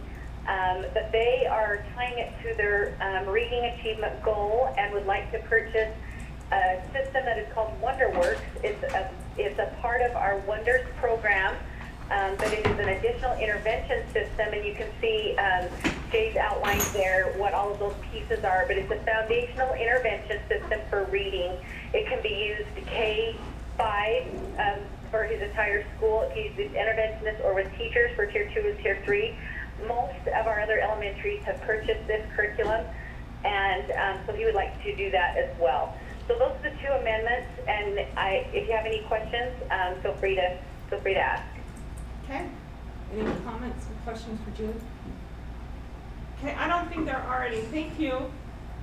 Okay, thanks so much. See ya. All right, Mr. Price, pupil transportation policy. Recently, the legislature passed House Bill 369, which requires us to have in policy some language that addresses inspecting a school bus at the end of the route and possible disciplinary action for failure to do so. So we have added that language into pupil management in 7230 and recommend that the board accept that change. If you look at in your attachments, I included the House bill. It's a pretty short bill, pretty short language. We are out of compliance. That being said, if should the board need to bring it back next month, that's fine too. There is an action item if you think it's appropriate. Okay. Any questions? All right. Graduation events. Yes, this is just to make sure the board is aware of all the graduation and the retirement events. They've already started. Thank you, Mrs. Shumway, Mary, I think you attended BES. Oh, And so we got that one. We have others starting this week and then into next week. So if the board would like to be aware of those and see if they're, generally it states in our board policy or our board handbook, I believe, one of those two. I get confused. But anyway, these will come to you, and then if you would like, you have an opportunity to make assignments of attending these and presenting our employees with, we do give either a crystal or at least a recognition. If they've worked 15 years, we do give them a crystal.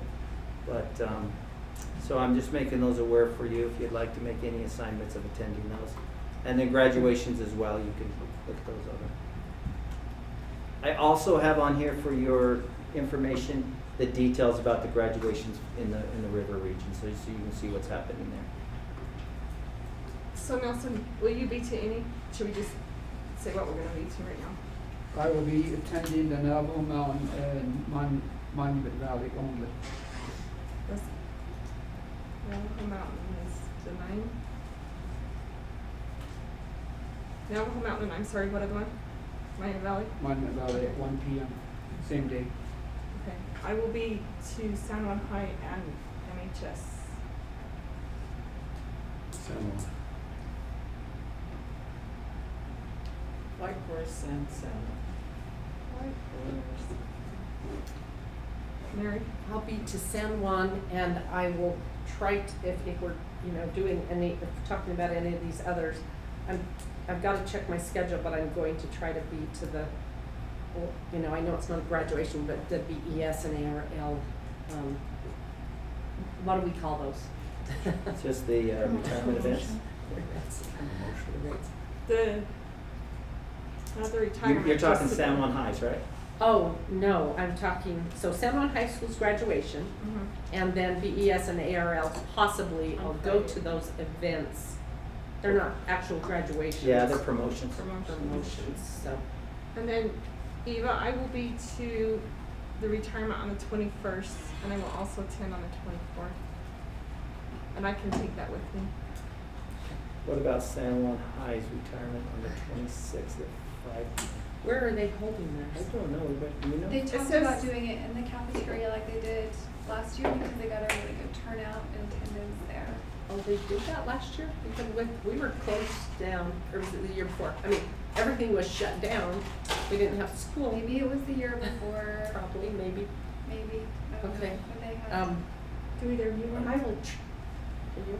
Yeah, I can go with that. Okay, so Steve will be going to that. Okay, perfect. Thank you. All right, and then we need to jump down to the proposed board meeting schedule. And I had requested in July that that be moved to the 21st. And I thought we had all agreed that that would work. And that's in July. In June? July. Okay, can I make a comment to that, President? Yes. I don't know, I got looking at this the other day, just recently, and anyway, there might be a chance that, I looked at July and thought if there was ever a year that we might not need a July board meeting, it might be this summer. COVID is very much starting to subside as far as what we're dealing with, and some of the other issues, but I'm just throwing that out as a possibility. If you did want to move your June one back to be more conducive to the budget, and you might then not have such a gap between, but anyway, that's just a thought. We certainly can meet in July, I'm not advocating for it, I'm just No. saying I don't see a lot of burning issues that, and maybe things will come up, I'll be like, oh, wow. Let's put it temporarily to the 21st with the idea that if there's not anything, we Okay. can cancel that. So Very good. July 21st, Tentatively. tentatively. Okay. But And June 23rd. Well, we have the 16th is the third week, or It- the we- 23rd. The 20, we don't have, we've never had, well, not never. There was 1 year where we had the information 1st of June, but other than the 1 year, it. So we need to they- make sure that works for everyone. Is that, which works better for you, Lisa? The June 16th or 23rd is the, it's How's the that? USSA meetings up in Yeah. Salt Lake.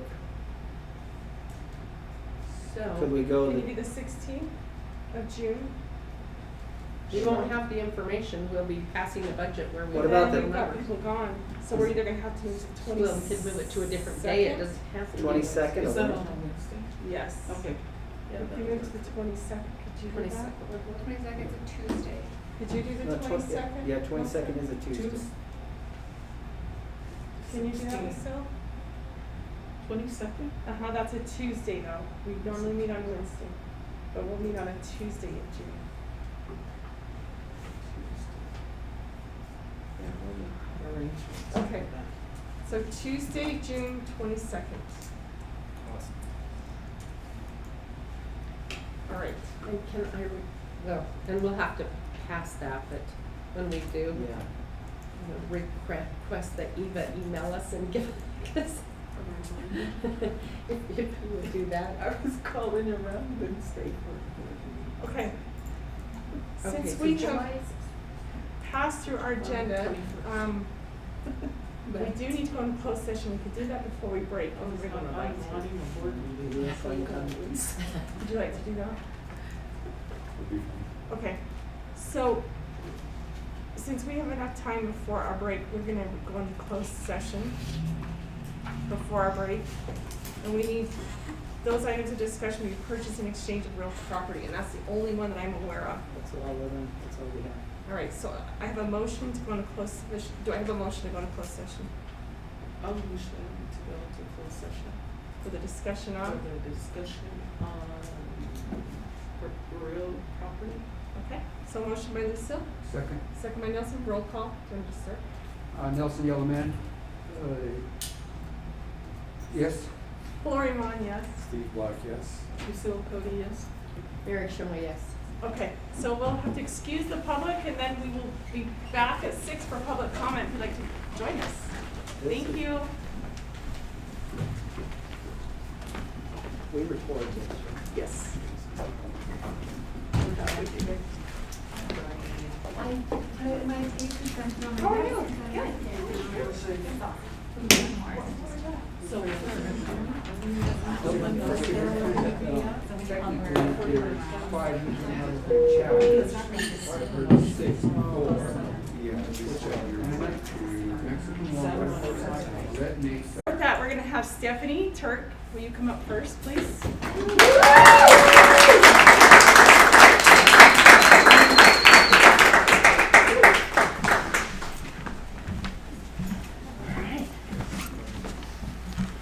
All right, Stephanie, you get hold of that.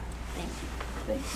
Stephanie was nominated by several individuals. The first one is Ryan Palmer. Ryan wrote this: Stephanie has been a great addition to ARL. It can be very difficult to have an administrative change in the middle of the year. She has hit the ground running and helped make the transition seamless. Her attention to detail, work ethic, and sense of humor have kept us moving forward without missing a beat. The next nomination was from Sherry A. Pugh.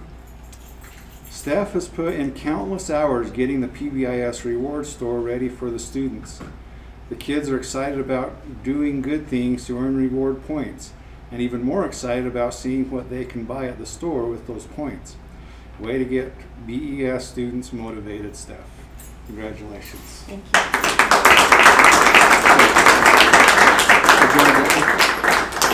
almost forgot. I was laughing so hard. That's so exciting. Okay.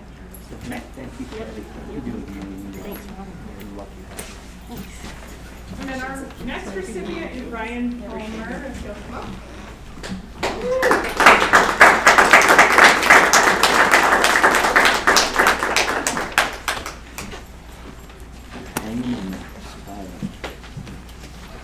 First of all, I want to say it's nice Ryan brought his family and his sister-in-law too. Ryan, so this nomination is from Jody Lynn Blake. Ryan has been a champion for our staff and students. He works hard to keep us all organized and prepared for each day. He supports and listens with empathy. He is an action-oriented problem solver.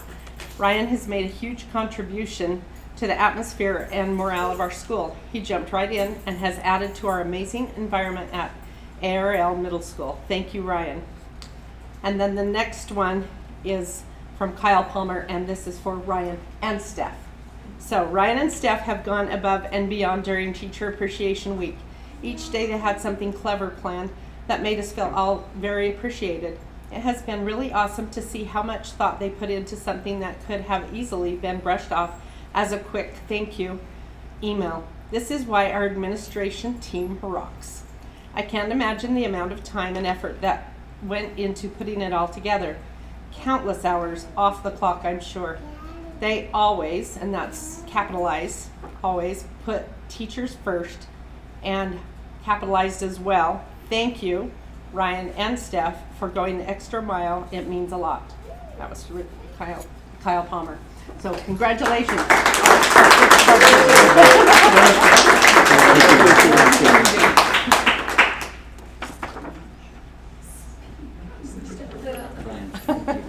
Thank you. We really appreciate it. Thank you both so much. You guys make a great team. So we're the citizens comment portion of our meeting. So we have several emails that need to be read, but we will do those after you guys have the opportunity to make your comments. So we're going to start with Julie Ross. Are you here? And as many of you are familiar faces and you kind of know the routine, we'll set a timer for 3 minutes, and then once that timer has expired, I will stand up if you have not completed. Okay, just a second. Okay, you ready? Okay, I'm going to try to talk fast because I have a lot to cover. So what comes to mind when thinking about all these situations I want to talk about is a song I learned in preschool with my mom. And it's about there was an old lady that swallowed a fly. And at the beginning, it's just fly. It's harmless, it's not going, it's disgusting. You don't want to swallow a fly, but she did, and she had to deal with it. In the end, the last sentence is, there was an old lady that swallowed a horse. She died, of course.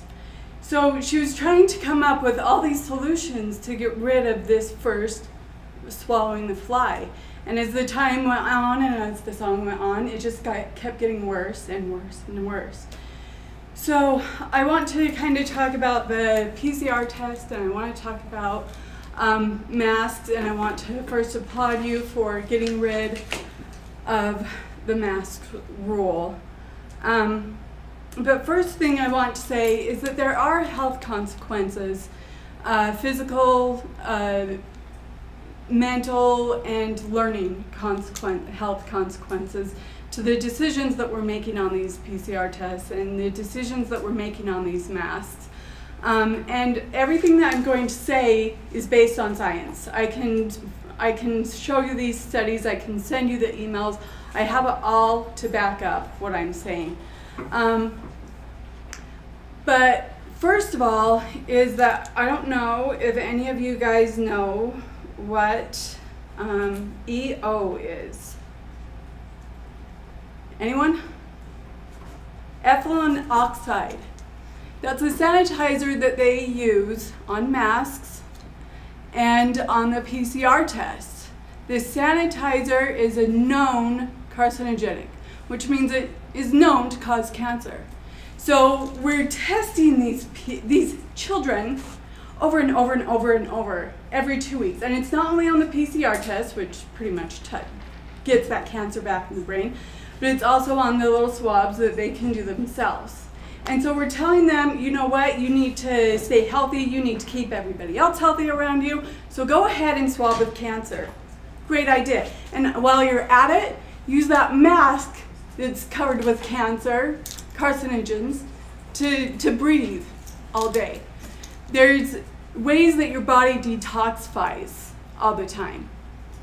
One of the main ways that it's able to detoxify is through the nasal passage and through your respiratory system. Now we're covering that respiratory system and we're telling these kids that all of a sudden this mask is going to make them healthy even though they're unable to detoxify the toxins that are being put in their body by the masks. There's a lot more that I wanted to cover, but there are a lot of things. Also learning consequences. I'm sure that you've seen the rise in IEPs. That's how children learn. But I am going to be sending you all of this information in your email so that you're aware of it.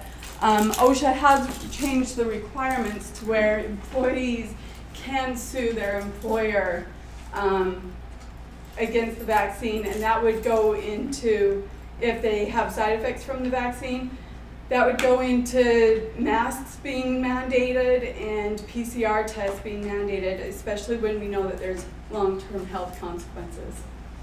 Thank you. Charlie, are you ready?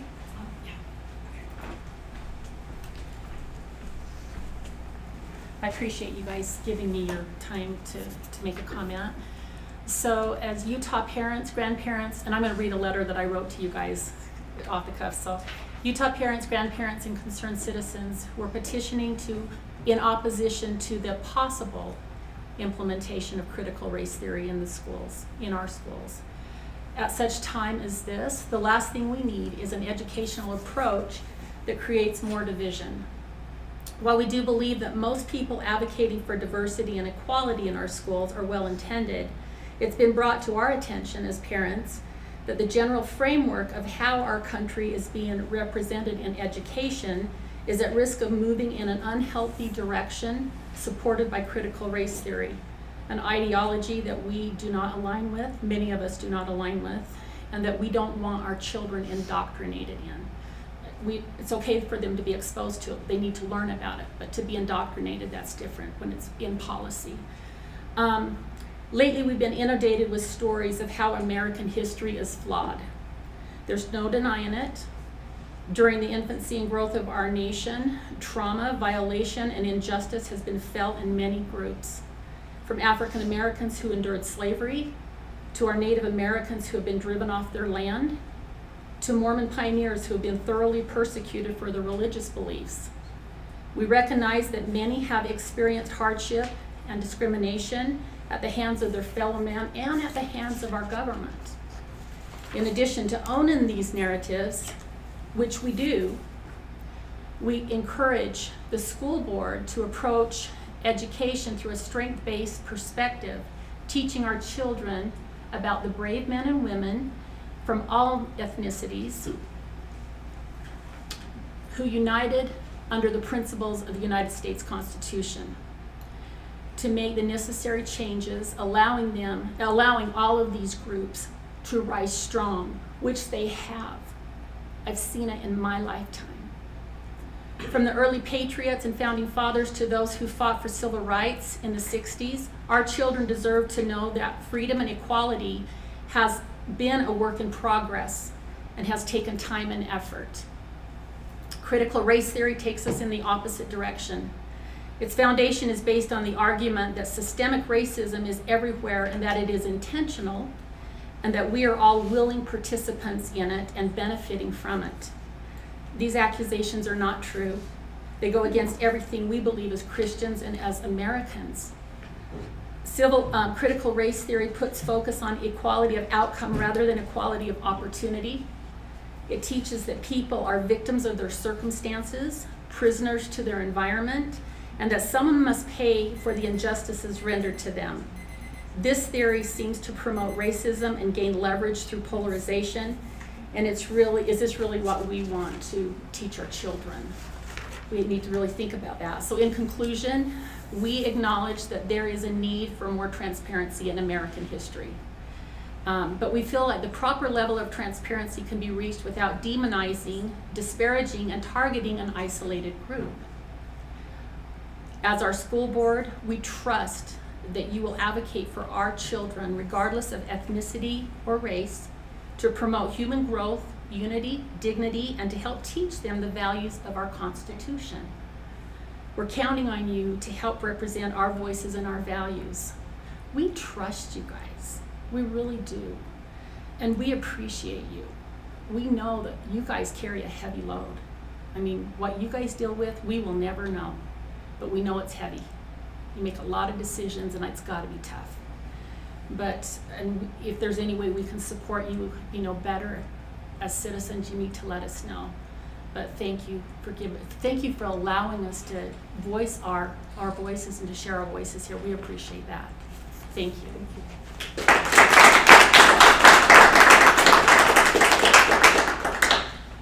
Okay, Emma Holiday. Is it possible to have Miko go first?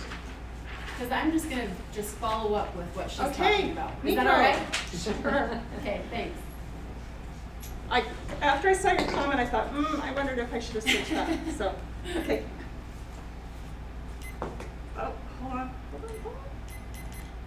Okay, go ahead. Hi. We've been informed by members of the Washington County School District that Governor Cox and, his administration and members of the health department have told them that they need to continue testing the students for extracurricular activities for next year. And the legislature actually signed or passed multiple bills saying that that is not allowed.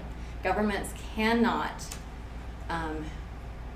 do any more restrictions on the schools after July 1st. And with Governor Cox's last week of school thing, he actually ended it on Monday for our district. So it is actually against the law now. He signed it himself on March 24th for them to require any testing or masks. And there's also a new law that says that he cannot declare another emergency for this same circumstance. So I can see him pressuring UHSAA to require testing, but not actually making it part of a health order or a law, because he can't do that. So I wrote a petition to them, and I would like to ask you all to sign it, telling the UHSAA that we do not want to test our high school kids. They have enough stress on them already.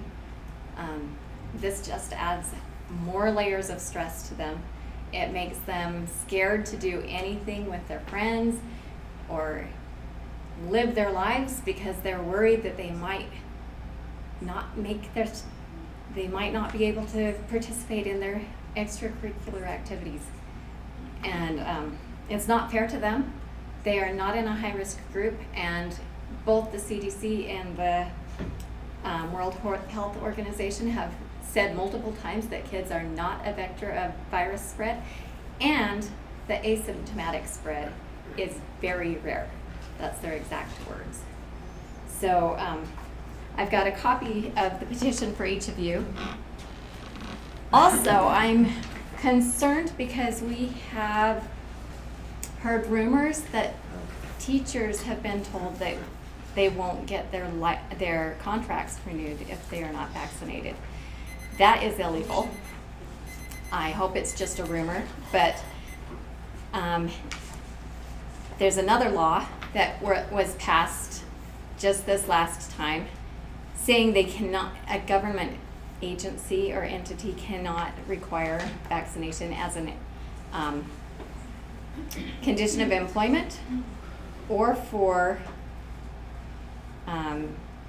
any sort of extracurricular activities or anything that the schools or the government agency sponsors.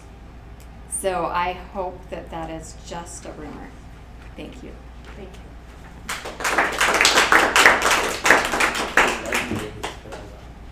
Do you want to dispel it? Yeah, I think, Sure. you know, it's not normal that we comment and dialogue back and forth, but in the event of that being a possible rumor, it's easy to dispel. That is absolutely not even in the realm of possibility. The contracts have been issued, they're out, they should be being returned right now. We have no records of immunization of our employees. It's a complete personal choice. We don't even track it. Thanks.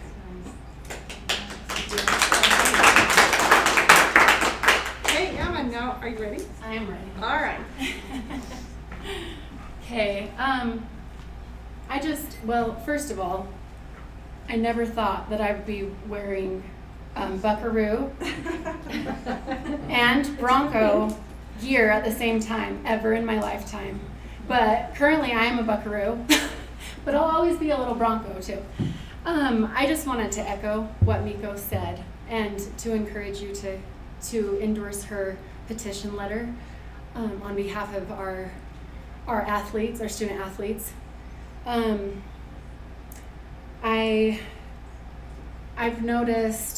I've heard comments from student athletes that it's been a really rough year, and they put in a lot of hard work in these sports, and so I hope that we can eliminate something from their life that is really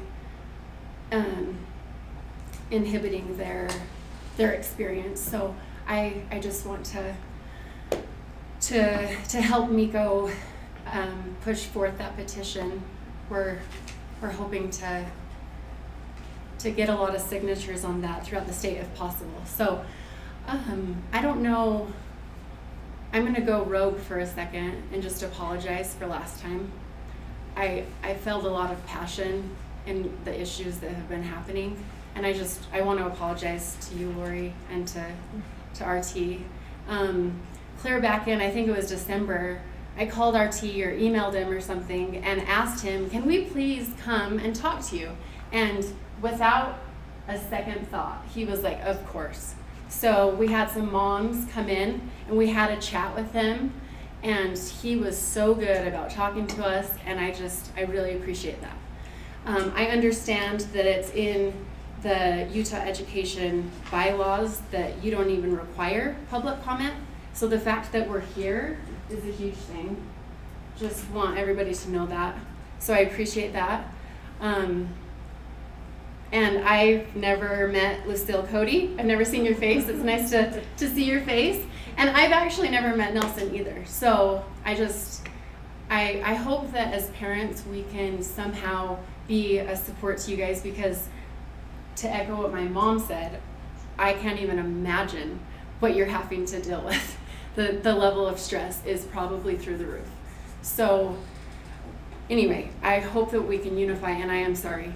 And I hope that we can be on the same wavelength in that regard. So thank you for your time. Thank you.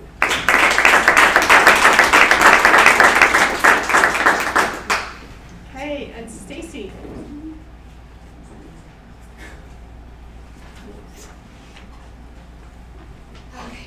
these months you guys are gonna ban me from coming here.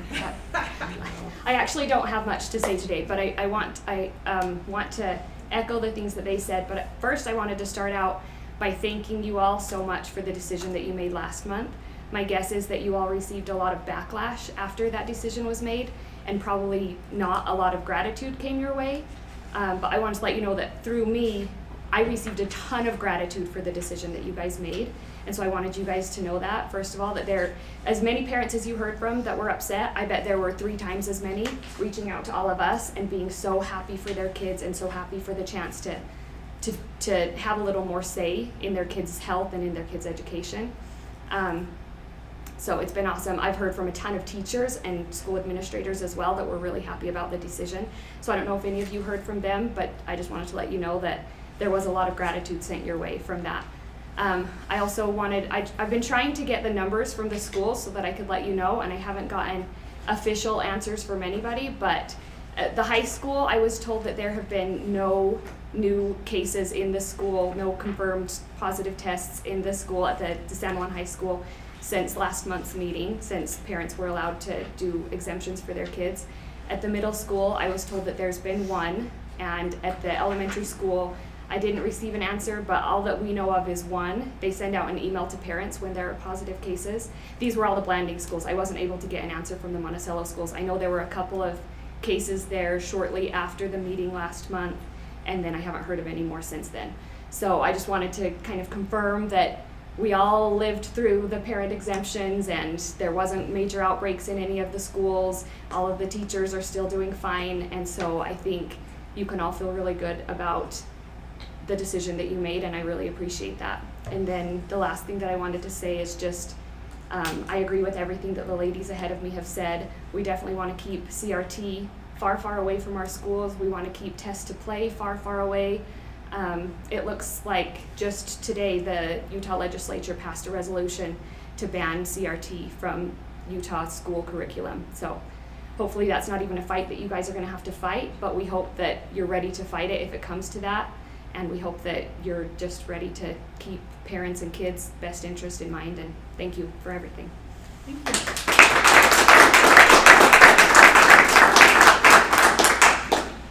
Okay, Eva, That's all front our and people. center. I'll get ready for the. Oh, wait, before you do that, did we have anyone else that had a public comment that's here? Okay. Oh, but could you turn up the heater? I forgot to bring my coat. I'm always cold, you're cold. Are you for real? No. Oh, it's usually I'm comfortable. That's right. It's usually really cold in here. Well, Eva's stepping up. I love seeing the team sport, you know, the Monticello, the Bronco stuff. That's fun. So, and thanks for being here. Yeah, Eva's got. There we go. Come close Should to have the. brought some water. Is this close enough? I'll try I to think talk we're gonna loud. have to get a little. Was it not very loud last time? You probably know more. Well, she's the one who knows. I how record loud it. it's- I have it in writing. Okay, so these, for those of you who don't know, are the emails that came in from those who are watching the meeting virtually and wanted to make public comment to the board. And I read those into the public record so they can be official, so people can listen to them on the audio recordings that are posted. So, there's a few. We will start with Dinah Holiday. She says, "Good evening, board members. I would like to let you know that I support the proposals that the Monument Valley High School principal is sharing with you tonight. As a parent and community member, I feel that with the AB schedule, the students will have more time in class instruction, and for the students to be able to have more time to do schoolwork with an extended time for each class. The children in Monument Valley have had many struggles, such as poor internet connection, even with the towers that are in place from the district currently. The bus route is not any better for my children than it has been in the past. What is a 15 to 20 minutes drive to the school turns into over an hour bus ride to and from the school. This means my children get up super early and get home late if they have after-school activities if they ride the school bus. I am supporting the late school start and the AB schedule just because our students will have more opportunities for joining clubs during the school hours and to participate in after-school activities. I know some students were not fortunate to allow them to participate in clubs and sports altogether. This would be a huge plus for our students. I also would like to support the idea of having a person in color the opportunity to get a master's degree on a scholarship to get into the administration of San Juan School District. The San Juan School District should have more person in color representing them. I'm sure we have interested candidates who will be willing to utilize the funding and serve our students. Thank you for our time. Dinah Holiday, parent and community member. The second is a letter from Marjorie Hahn Storland. She starts, an open letter to the San Juan County School District Board of Education. Dear San Juan School District Board members, critical race theory, CRT, has been introduced into the San Juan School District schools under the noses of students and parents in the form of the mandatory Safe Schools training. Safe Schools is a course for teachers and staff on how to identify and support victims of various kinds of abuse in the school setting, including bullying, sexual harassment, and abuse stemming from the home. It also holds teachers and staff accountable to their proper boundaries and roles as protectors of students' well-being. This past year, 2020 and 21, a new section was added to the training titled Cultural Competence and Racial Bias, which is simply CRT couched in politically correct language. I have studied the course thoroughly, but will not submit to its completion. It is an insult to me. It is debasing to the professional teachers who love their students and regard them with equal esteem. It is divisive and punitive, and it is based on the falsehood of Marxist dogma. With its roots in Marxism, which pits social groups or classes against one another, CRT creates class, racial divisions where none currently exist, or if they exist, they are anomalies and not systematic in nature. CRT condemns one race as harboring implicit bias, for example, racism, no matter how inclusive, loving, and colorblind members of that race may be. It claims that all teachers of a certain race are racist and may not be aware of their own implicit racism. It claims that denying one's implicit racism in itself is proof of racism. CRT says we cannot trust our own goodness, and that the kind of colorblind society envisioned by Martin Luther King Jr. is an impossibility. CRT teaches that racial equality is unattainable because one race is intractably racist, no matter what strides are taken by society as a whole to ensure that everyone is regarded as equal under the law and has equal shot at success. CRT asserts that all social ills in minority communities result from policies and conditions created by the majority. As with Marxism's stereotypical proletariats versus I can't even read. bourgeoisie, I think. Bourgeoisie. Bourgeoisie, thank you. Struggle. Differences between the classes are fixed, and one class can succeed only if another class is debased and conquered. Eroding the American ideals of individual liberty and responsibility, CRT regards individuals as mere tokens within a collective identity. It lays blame for all social ills and failings in one race. Taking us back to the pre-Civil War mindset, CRT seeks to institutionalize racial division and segregation. In practical terms, CRT indoctrination inflames unnecessary suspicion and conflict on campuses. As a result, Black students at numerous American colleges and universities are demanding segregated dorms. CRT is divisive, debasing, and a slap in the face to everyone who works in public schools because they love their students and want them to acquire true knowledge and the skills that will help them succeed in life. As for my background, I am of Irish Scot extraction. One of my first jobs as a teacher was a substitute position as an English as a second language teacher for Los Angeles Unified School District at a middle school in the San Fernando Valley. In that class were students of 11 different nationalities who spoke as many languages. I taught them with patience, compassion, and a desire for them to succeed. I have taught special education in several schools, and my students have had incredibly diverse needs and backgrounds. I approach them all as my equals, each with dignity and the innate capacity to succeed and be happy no matter what their circumstances. I am like countless other teachers who are being told by CRT that because I am white, I am racist and there is nothing I can do about it. I am being told that my race makes me responsible for the social and economic woes that beset minority communities. I am being told that being united with my students and colleagues of different colors is impossible, and the best I can do is admit my own racism and submit to the conditions of a hopelessly divided society. Those are lies, and I will not comply. Come what may, as a certified teacher in San Juan School District, I will be boycotting the critical race theory, cultural competence, and racial bias section of the Safe Schools training. Yours truly, Marjorie Hahn Storland, LaSalle Elementary.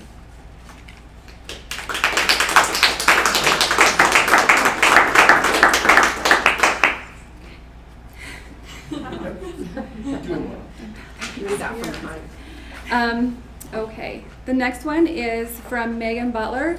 She is commenting as a parent and a citizen of Blanding. To whom it may concern, I would like to state my opposition to a later start time for our secondary schools. My child will be going to middle school, and as a working parent who has to be at work at 7:45, this causes significant hardship. My child is not one to get himself to school because he does not enjoy it, so walking is out of the question. Dropping him off early also makes me uncomfortable. Middle school is a challenging time with many social and behavior problems. The idea of him being at the school that early with an aide or para is insufficient supervision in my opinion.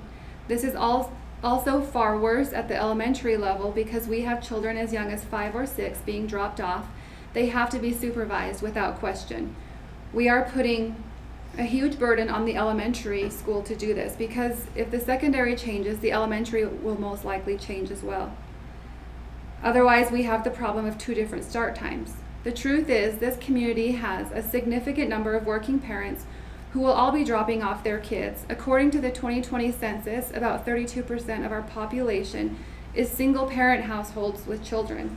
The average commute time is 20 minutes, and over 50% of the workforce is female, which suggests many 2-income households.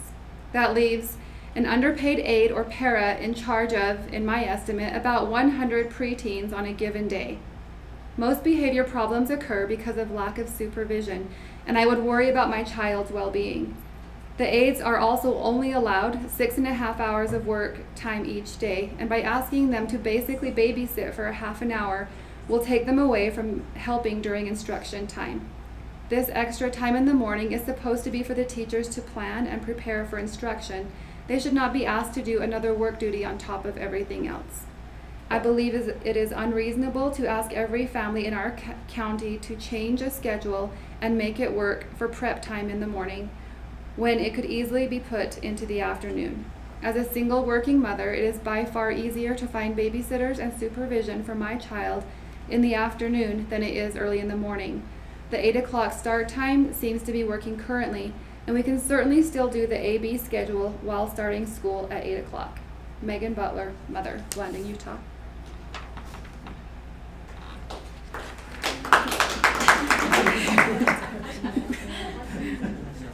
Eva, this is what we're gonna do. That's Because we only allow those in person 3 minutes, we're gonna allow 3 minutes on the emails. Okay. So at that, when the timer goes off, either just stop right where you're at or, okay. Yeah, I mean, they're welcome to submit however much they want, but. They will all be typed into the minutes Sure. anyway, so. Okay. Go. This comment is from Linda Farley. She states, "My children have breakfast together and help one another get ready. We gather together in the living room and talk about how we are going to spend the rest of the day. I have 2 children that have a disability. I encourage them to be positive and remind them constantly on how to interact with each other and others. My oldest son also relays messages from his teacher to me. We plan on where we meet after school. It would benefit my 2 autistic children in having more time to get prepared for school and waking up. I will be able to give them their medication in moderate time. They will be clear-headed and tolerable in attending school. My eldest son is very fond of his animals and responsible in feeding them every morning. This is his pride and joy. He would be happy knowing his animals have been tended to. He will be focused in his lessons and learning at school. This will also allow us not to rush to school with others who are en route to work. As a parent, it will allow me more time to get my children ready for school, especially the two who are autistic. It would be less chaotic for me and them. Thank you, Herman and Linda Farley. And that was in support of the later school start time. This letter is from Timothy Harrison. It states, San Juan School District Board of Education. I'm writing to voice my support for the proposal to start the school day at 9 a.m. for our students. I support this proposal for a number of reasons. First, our students need access to high quality instruction in order to accelerate their learning. Starting the school day at 9 a.m. would protect the time from 7:45 to 9 a.m. for teachers to collaborate and prepare high quality instruction. The only way to protect this much needed preparation time is to have it in the morning before the students arrive for school. Many teachers supervise, coach, or are otherwise involved with numerous after-school activities. Having this preparation time in the morning would enable teachers to continue to be involved in these after-school activities and prepare high-quality, engaging experiences. Additionally, numerous health organizations recommend that adolescents get 8 to 10 hours of sleep each night in order to develop and perform their best. Adjusting the time for students will make it possible for them to improve their sleep habits. Improved sleep habits will lead to improved academic, social, and emotional progress. I can certainly understand that there are some potential logistical challenges that come with students arriving at school later. However, I am confident that school and district leaders can allocate resources in such a way that families would not need to make significant changes. For example, it may be challenging for parents to rearrange schedules to drop off students at a later time. However, schools can have systems in place that would allow students to be dropped off at their normal time by providing locations supervised by paraeducators to work on assignments or other individual learning before the start of classes. This would ensure students who arrive early are supervised, but would still protect the before-school planning and collaboration time for teachers. I trust that school and district personnel can create similar solutions for other challenges. Thank you for your consideration of this proposal and for all your efforts to provide the students of San Juan County with the best learning possible. Timothy Harrison, Whitehorse High School, 7th grade advisor, music teacher. The next letter is from Darlene B. Gay. She states, good morning, I am a parent at Whitehorse High School. My son will be a senior next year. I also have a granddaughter in 3rd grade. Pre-COVID times, they were getting on the bus at 7 a.m. from Red Mesa, Utah, except on Tuesdays, they would get on the bus at 7:30 a.m. It would be best for them to get on the bus at 8 a.m. or even 7:45 for the following reasons: more time for sleep. Children and teenagers need more sleep because their bodies are growing fast. Adequate sleep prevents stress on the body, which in turn prevents chronic illness such as heart disease and diabetes. Getting enough sleep also prevents behavior problems and will allow more time to make breakfast and eat at home. My son would get home at 6:30 p.m. after sports practice and even later when there was a game. When he gets home, he has dinner and does his chores, feeds his horses and sheep. After this is done, he will do homework and take a shower. By this time, it is about 10 p.m. or later. He gets up at 5 a.m. to feed the animals in the morning, get ready, and eat breakfast. Of course, this is on a normal routine day, but when other things happen, our routine is interrupted. There are some days he has to haul water for our livestock. I'm sure there are families who still have to haul water for their personal necessity and consumption. Bottom line is, having more time in the morning causes less stress of rushing around. I'm pretty strict on lights out by 10 p.m., which means sometimes homework does not get done. I appreciate your consideration and time. Thank you. Darlene B. Gay, parent at Whitehorse High School and grandparent at Montezuma Creek Elementary School.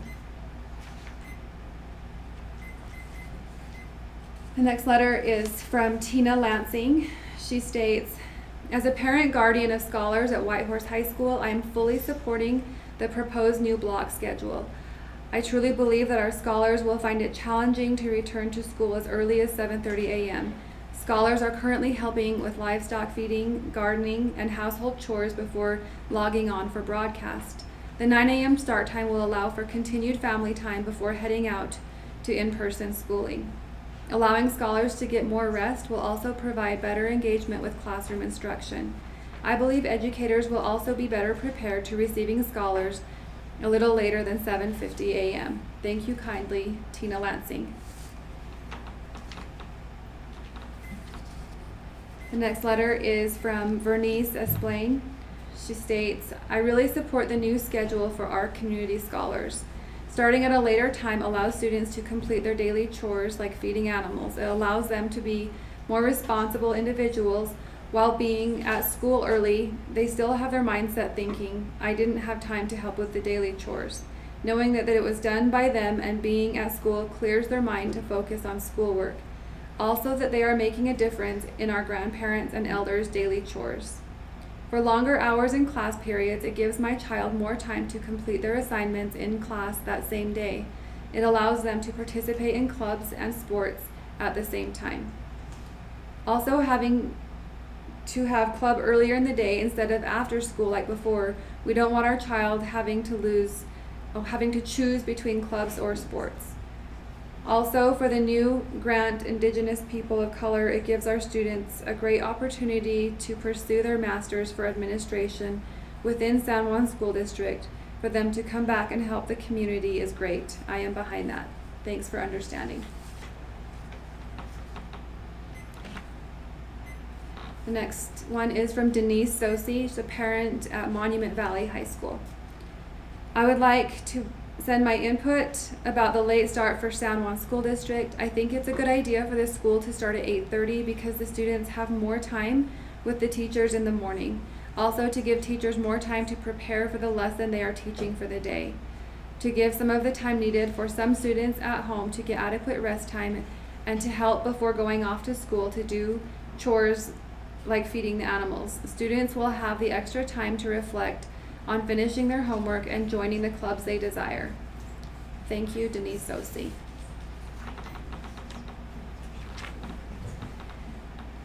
The next letter is from Jason Quinn, teaches 4th grade, and Kay Quinn teaches 3rd grade at TES. They state, I want to take a moment to express my pleasure at the news that we as teachers were going to be enjoying a 6% cost of living pay increase. I think that we all feel that teachers might be, if not an underappreciated part of our communities, or at least an undercompensated one, especially when taking into account the cost of living in our state and compared with other career paths. So while most teachers might consider any pay increase only appropriate, I thought that I would also pass along my first impulse, which was gratitude. Thank you. It's not taken for granted, and it means a lot to my wife and I. And next year, our son as well, as we appreciate any and all efforts that have gone into making it happen. Keep up the good work. It is a pleasure working for you. Jason and Kay Quinn. And the last one is from Kim Schaefer. She's the principal at Whitehorse High School.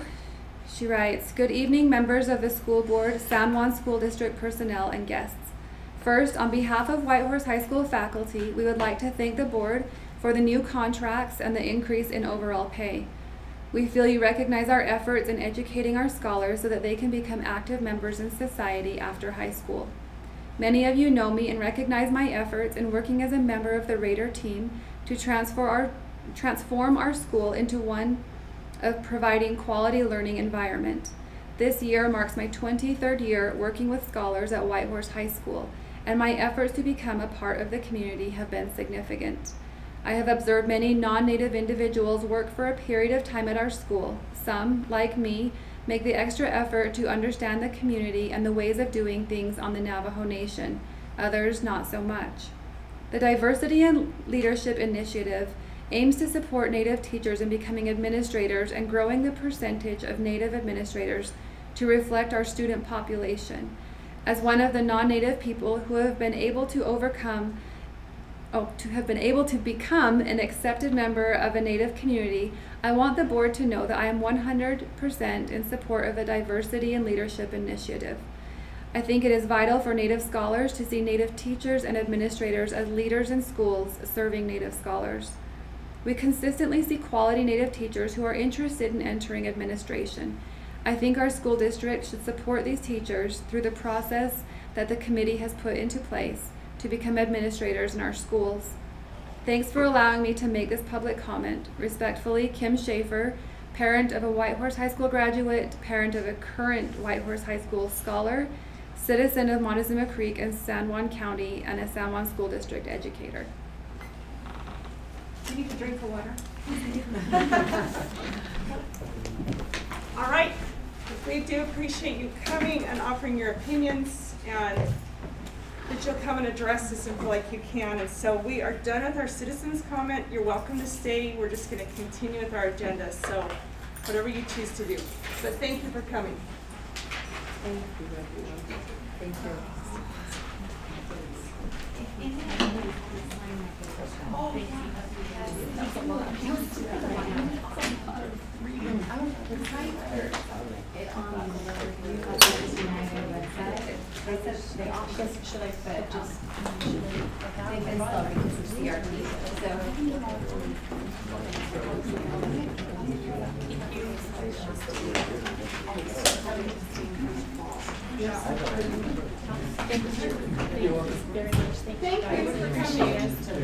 Thanks, Charlie. Because we should all right? See what we've been up to this whole time. Yeah. Like, what's going on?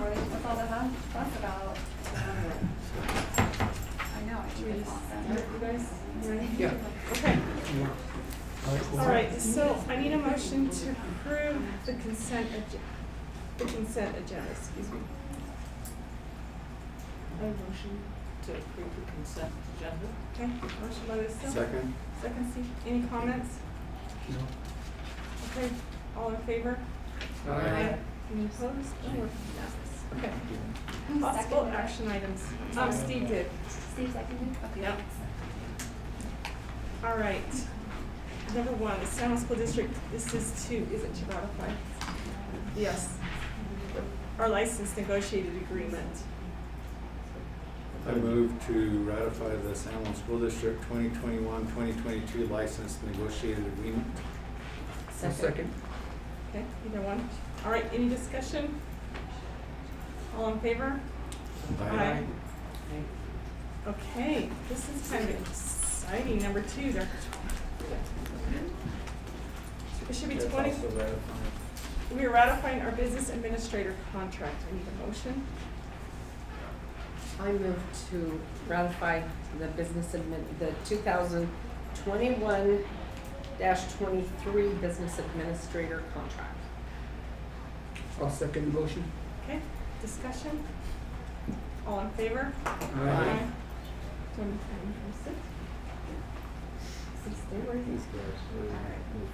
Okay. All right. It looks good right there, but we'll move you up here pretty quick. You're like official now. Next meeting, you probably be ready. All right. There you go. Got a chair for you. Name tag's ready. San Juan School District Policy 7230, pupil transportation. I move to approve the San Juan School District Policy 7230, pupil transportation management. Second? Second. All right, discussion? All in favor? Aye. I don't think we have anything for reentry, so we will skip that.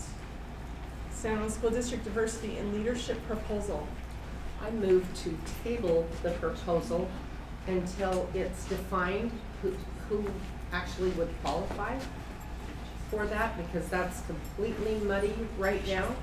And also to identify through state statute that we could spend tax dollars to provide scholarships for people who may never work for us.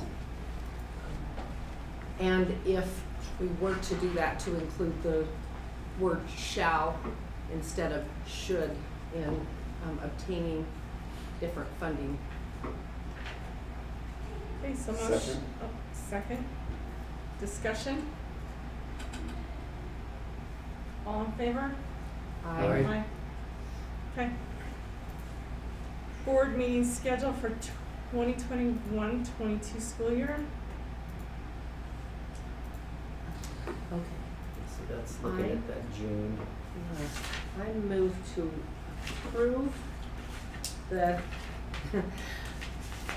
the schedule for our board meeting with the change that would be for the coming school year, the July meeting, to move that to the 21st.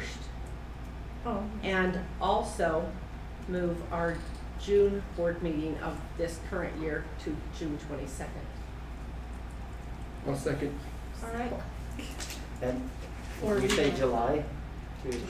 Yes. Tentative July, right? Tentative July. Oh, that's a tentative. Seeing if we need it. Okay, my motion is oh, well, my motion's the same way, and that would, Okay. if we don't need Yeah. it, we. So we have a second discussion. Who's our second? Allison? Nelson. So 22nd didn't change, right? Was it originally the 22nd? No, Or it, was June. it the 21st? it was June 9th. They're Oh, two July different 20. Oh, years. July. Oh.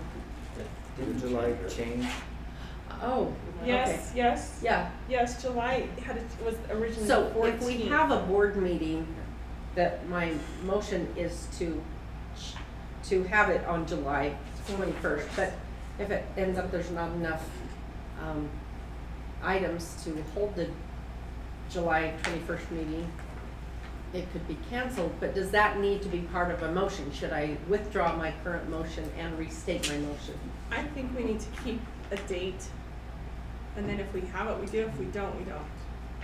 But do I need to state that in a motion that that meeting may be, canceled? I think you just call it tentative. Okay. Well, do I need to state that in my motion? Because that wasn't my Probably motion. helpful. What? It's probably helpful. Okay, Okay, I'm going to so- withdraw my You motion. can put on the agenda for June to consider it, and you don't have to withdraw that, and you could just make that determination in June. Let's just do that. Good idea. Let's Thank you, just Eva. Okay, Less typing. all in Okay. favor? Aye. Aye. All right. Okay, the, sale of real property in Monticello, we need to ratify that. We'd have to. It's not a Oh, I thought we signed ratification. it, Move I a thought we motion. signed it. No. Oh, yeah, we have not, sorry, I was Okay. thinking of something else. I move to approve the contract for the sale of real property in Monticello, subject to it complying with state regulations regarding sales of property. Second the motion. All right, discussion? All in favor? Aye. Okay, sale of real property, sell of former Bluff Elementary School, I don't think we're to that point. So number 9, MES School Land Trust Plan Amendment. I move to approve the MES School Land Trust Plan Amendment. Second, I'll second. okay, discussion? All in favor? Aye. All right, and Blanding Elementary School Land Trust Plan. Motion to accept Blanding Elementary School Land Trust Plan Amendment. Okay, second. Discussion? All in favor? Aye. All right, information items, Alicia? Yes, information item, just quickly, last day of school is May 28th. And we got Memorial Day holiday coming up. And next board meeting, that is incorrect now. So do I need to change that to June, was it 22nd? 22nd. June 22nd, it's a Tuesday. And Yes. That is a and Tuesday. request that you let email us. I will update that right there. All right, And that's it. we are adjourned. Thank you. Did you have? Thank you, everybody, have a- since we're here. Why don't you come forward? Do you mind? So I give you 3 minutes maximum. Okay. Okay, and then at that time, if you're not complete, I will just stand up and let you know, okay? Okay. All right, go ahead. Did Okay, you my fill out name a- is Marietta Badoni. I'm from Monument Valley, and I'm a chapter, Aldedo chapter secretary and treasurer. A couple weeks ago, there was an agenda that was put before the Net Advisory Committee about that diversity and leadership. We just had our chapter meeting on Sunday, and one of the there was a few things that came up with that resolution or the legislation that was coming before the committee. One was that we felt like, as Aldedo community, we felt like that was inappropriate because There's a legal obligation by San Juan School District in a lawsuit with that Sitnot Jennings case to where the school district was to pay for tuition for things like that. And we felt as Aldedo chapter that that shouldn't be happening as far as like the legislation going through the Youth Navajo Trust Fund or DNEC committee. And then the other is that I think we have a lot of people that, natives that are already certified and that are qualified. And we're just wondering how they can't come in, get in. Maybe it's the way that they're being selected, like the review board that goes into selecting the candidates for the positions, and that maybe that needs to be updated or revised in some way where it's easier for them to get in. And then the two other that I came for is Mine Valley's wanting to do the A-B schedules. I really feel I support that because I have a student that attends the school there, and with what had just happened with COVID, I think it would provide more instruction time, and then not only instruction time, but if if the students needed to get extra help, that would be time available for them to get the help that they needed. And then there was also starting the classes later in the morning. I'm also a supporter of that because we have a lot of kids that come in late, and then if we had other programs like little clubs or something that would start off the day, then when the instruction time actually starts, they're all there, and I think that would help them become a little more engaged before the classrooms start, to help them that, stay a little more focused on the instructions that are being provided. Thank you. So with a couple of your comments, on the bottom of that form, it allows if you would like to meet with the superintendent. I would like, yeah, I could meet with her right now. He would like to meet with actually. you. If you choose my ballot. Yeah, I'll meet with her right now. I need to- So, do you have some You have just a minute? minutes to meet with the superintendent? Sure. Okay. All right. Thank you. Awesome. Good to see everybody. Thank you so much, everybody. So where are your things?